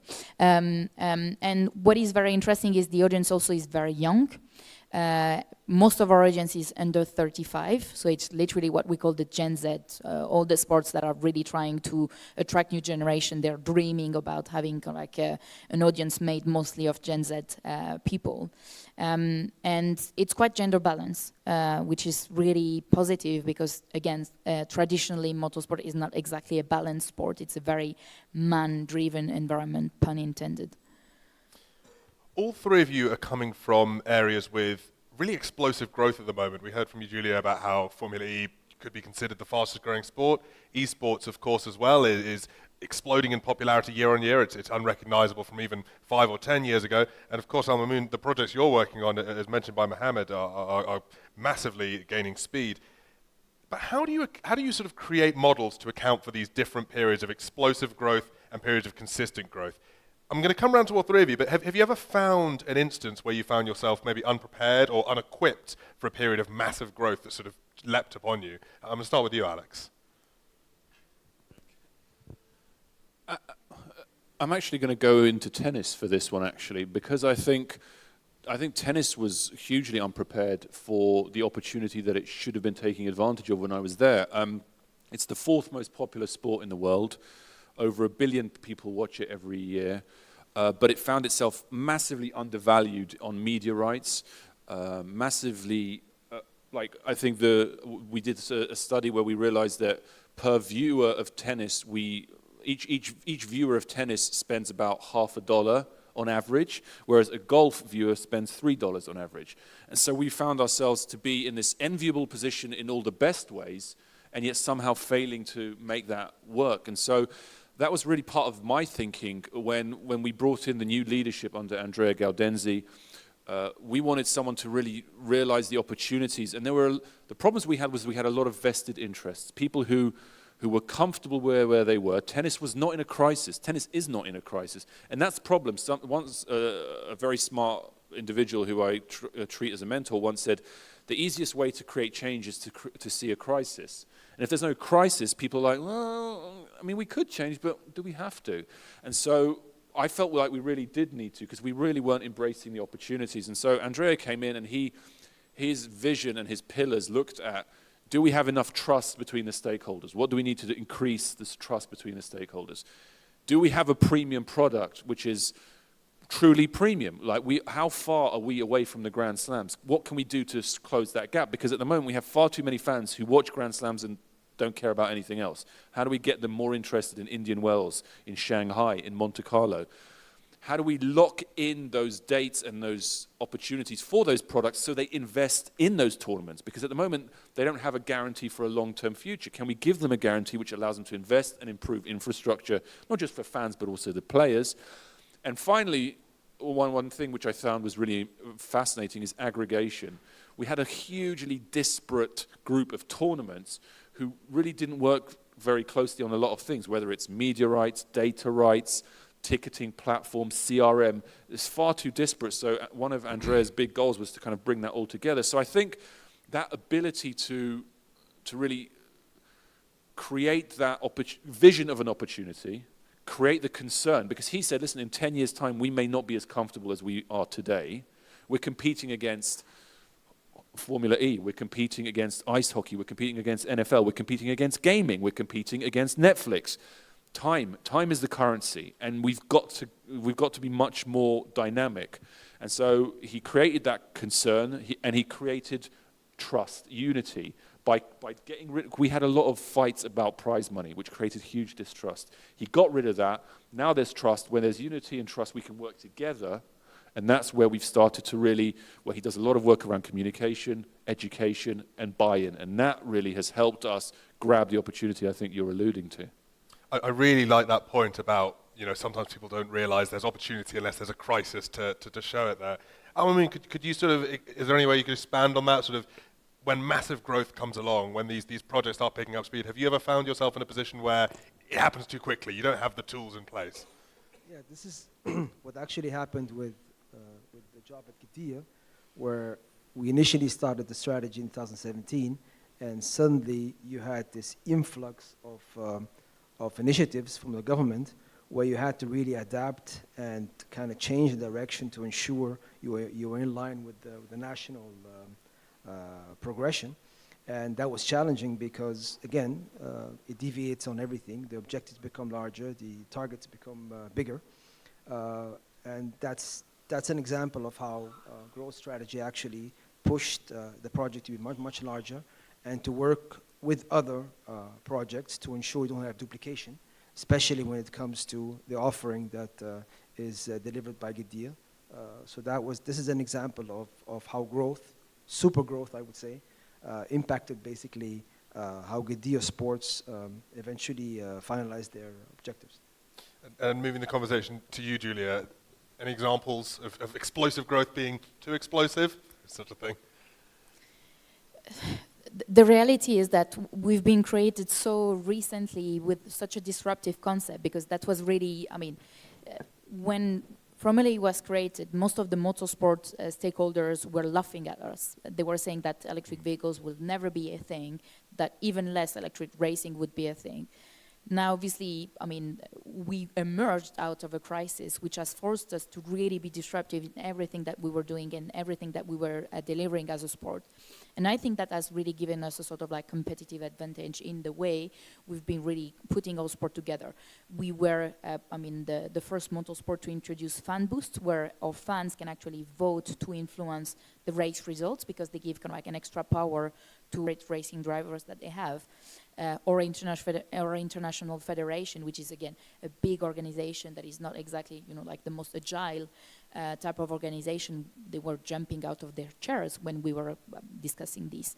It's been introduced, it's working, other motorsports are looking into this and so on. So I think now what is interesting is that we're getting into a sort of like more mature kind of phase 8 years after we created the championship, and we need to make sure that this spirit of innovation remains really at the center, and we don't get into the easy human being side of saying, well, I mean, things are working like that. And unfortunately, it's been terrible for the world, but COVID has challenged us to really keep constantly rethinking how we approach things. We've been completely rethinking the way, I mean, small things, but again, from a, kind of like a systemic perspective, rethinking the way we approach our logistics, rethinking the way we approach all the broadcast product. Everything will be done now remotely, or most of the things will be done remotely, instead of having camera crews on our events, you know, physically with us. Much more cost efficient, less CO2 emissions, and so on and so forth. So it's really to try and keep that spirit of innovation as we are beginning to be a more mature sport and company. I want to latch on to something you said there, and with it bring the conversation back to Al Mamoun. You mentioned COVID and the last 2 years, of course. In your experience, Al Mamoun, having had a career of sort of executing and implementing these practices, how has that process changed over the last 2 years? I think what happened to sports in Saudi when COVID hit was, you know, everything was shut down for a long time, and it was difficult, especially for the athletes who were practicing. It was a global phenomenon, so everybody was in the same basically dilemma. But I think that it pushed the athletes to try new things, to train at home. We saw that a lot of them. Even coaching became from afar. So it taught them to use technology to stay up afloat and deliver. And we saw that when the competition started again, that they picked up where they were. But that was a challenge that really pushed the limits in terms of, you know, how to practice on your own, away from your coach, but still within contact with the coach. So that was something that I clearly saw being delivered. Bringing the conversation back to you, Alex, when you're developing a property, when you are, you know, growing and taking things to that next step, how do you strike that balance between improving on your strengths and reinforcing your weaknesses? In an ideal world, you do both, of course. I think weaknesses are tough, especially as the world matures. We have so many outlets now for weaknesses to be probed, outed, criticized, whether it's internal or external. If you're running an organization that has internal weaknesses, that's going to appear on Twitter, that's going to appear on Glassdoor or other HR-focused websites. If you have problems you have problems that go external, that's even worse, whether it's Reddit, Facebook, LinkedIn. That kind of stuff can really impact your reputation, and we live in a world where I guess the patience for weakness is probably diminishing somewhat, or more people are willing to pile in on problems. Mm-hmm. Having said that, I think if you do something well, it's important to focus on that, because I think that's the brand, that's the product, that can generate momentum, that can generate goodwill. If you're a tournament organizer and you put on the best tournaments, and you pride yourself on putting on the best tournaments, and you look at your competition and you try and do better, that's your bread and butter. That's what you have to do. That's what your people expect. That's what your fans expect. So I think it's really important to double down on those strengths. But it's really, as you mentioned, it's a difficult balance, because you can't afford to let one or the other. You have to kind of keep your eye on both at the same time. But yeah, I think my priority is always just, if you're good at something, make sure you you stay good at it, because I think fans can get, you know, we're fickle. Attention is fickle. If you used to be the best event 2 years ago, but you're not now, what have you done for me lately? And I think, so double down on those strengths, and I think that will maybe give you the breathing room to then address your weaknesses backstage. But yeah, I think that's the way I would prioritize it, push comes to shove. Julia, I'm really interested to hear your thoughts on that, because Formula E, of course, you could call it a very specialized product. You know, has its very notable strength that it's niche and its unique qualities. How would you sort of view this? Is it something that you're continually working towards, continually bringing out the strengths of these unique qualities, or is it sort of something that you're trying to keep an eye on, but make sure the weaknesses are brought in line? I think for us it's really coming back to this spirit of innovation that is in our DNA since the beginning. So it's really about the trial and error. I think it's more important for us to always test a new product or a new approach, maybe fail, because that's part of the innovative, you know, path. But having been sure that we've tried and we've really experienced why it's not working for us, why we can't really implement it within the organization. I'm going to give an example. In the first few seasons, we were powering our cars with glycerin fuel, which actually proved to be a very, promising technology in terms of biofuels, but which proved that it was not scalable. So we had to completely switch the way we were powering the cars. Now we're using something that is called HVO, which is a different type of biofuel. But we tried, and actually, probably also the fact that we used glycerin, which at the time was made with sea algae, has enabled the sea algae industry to develop and probably to develop new and other products. For us, it was great, but we had to stop at some point because it could not scale up to the technological challenges that we were facing and that we were requiring for our cars. But it's really this mindset of trying. That's very interesting. Al-Mamoun, would you have something to add to that? The idea of, you know, reinforcing weaknesses or focusing on strengths? What's your take on the best area to look at when you're trying to grow? I think if I go back to strategy and the implementation part, I think that looking at weaknesses and strength is key, and understanding in depth basically the needs that you have, and really ensuring that you're working with the best to get the best, I think is key in implementing the strategy the right way. And I hate to go back to implementation of strategy, but again, that's the key, having the capability, the capacity, the right people, the right funding, and ensuring that you work with the strength you have and try to not eliminate but minimize the weaknesses' impact is key in ensuring that you actually get success or minimize the negativity of not succeeding. That makes sense. I could sit here and pick all three of your brains all day, but I'm afraid that's all we have time for now. Thank you very much, Al-Mamoun. Thank you very much, Julia. Thank you very much, Alex. How about a hand for our panelists? All right. Thank you, everyone. Pleasure, but I guess I have to get the baton. So thank you. Thanks. Thank you. So up. Okay, while we're wrapping, I think you guys don't want me to be on the stage, so just for the camera and the other our colleagues and guests who are watching us from our social media channels. So last piece of information about the baton. The last person carrying the baton is called an anchor. So that makes me currently the anchor. And could we switch for the slides, please? Oh, I'll get the clicker first.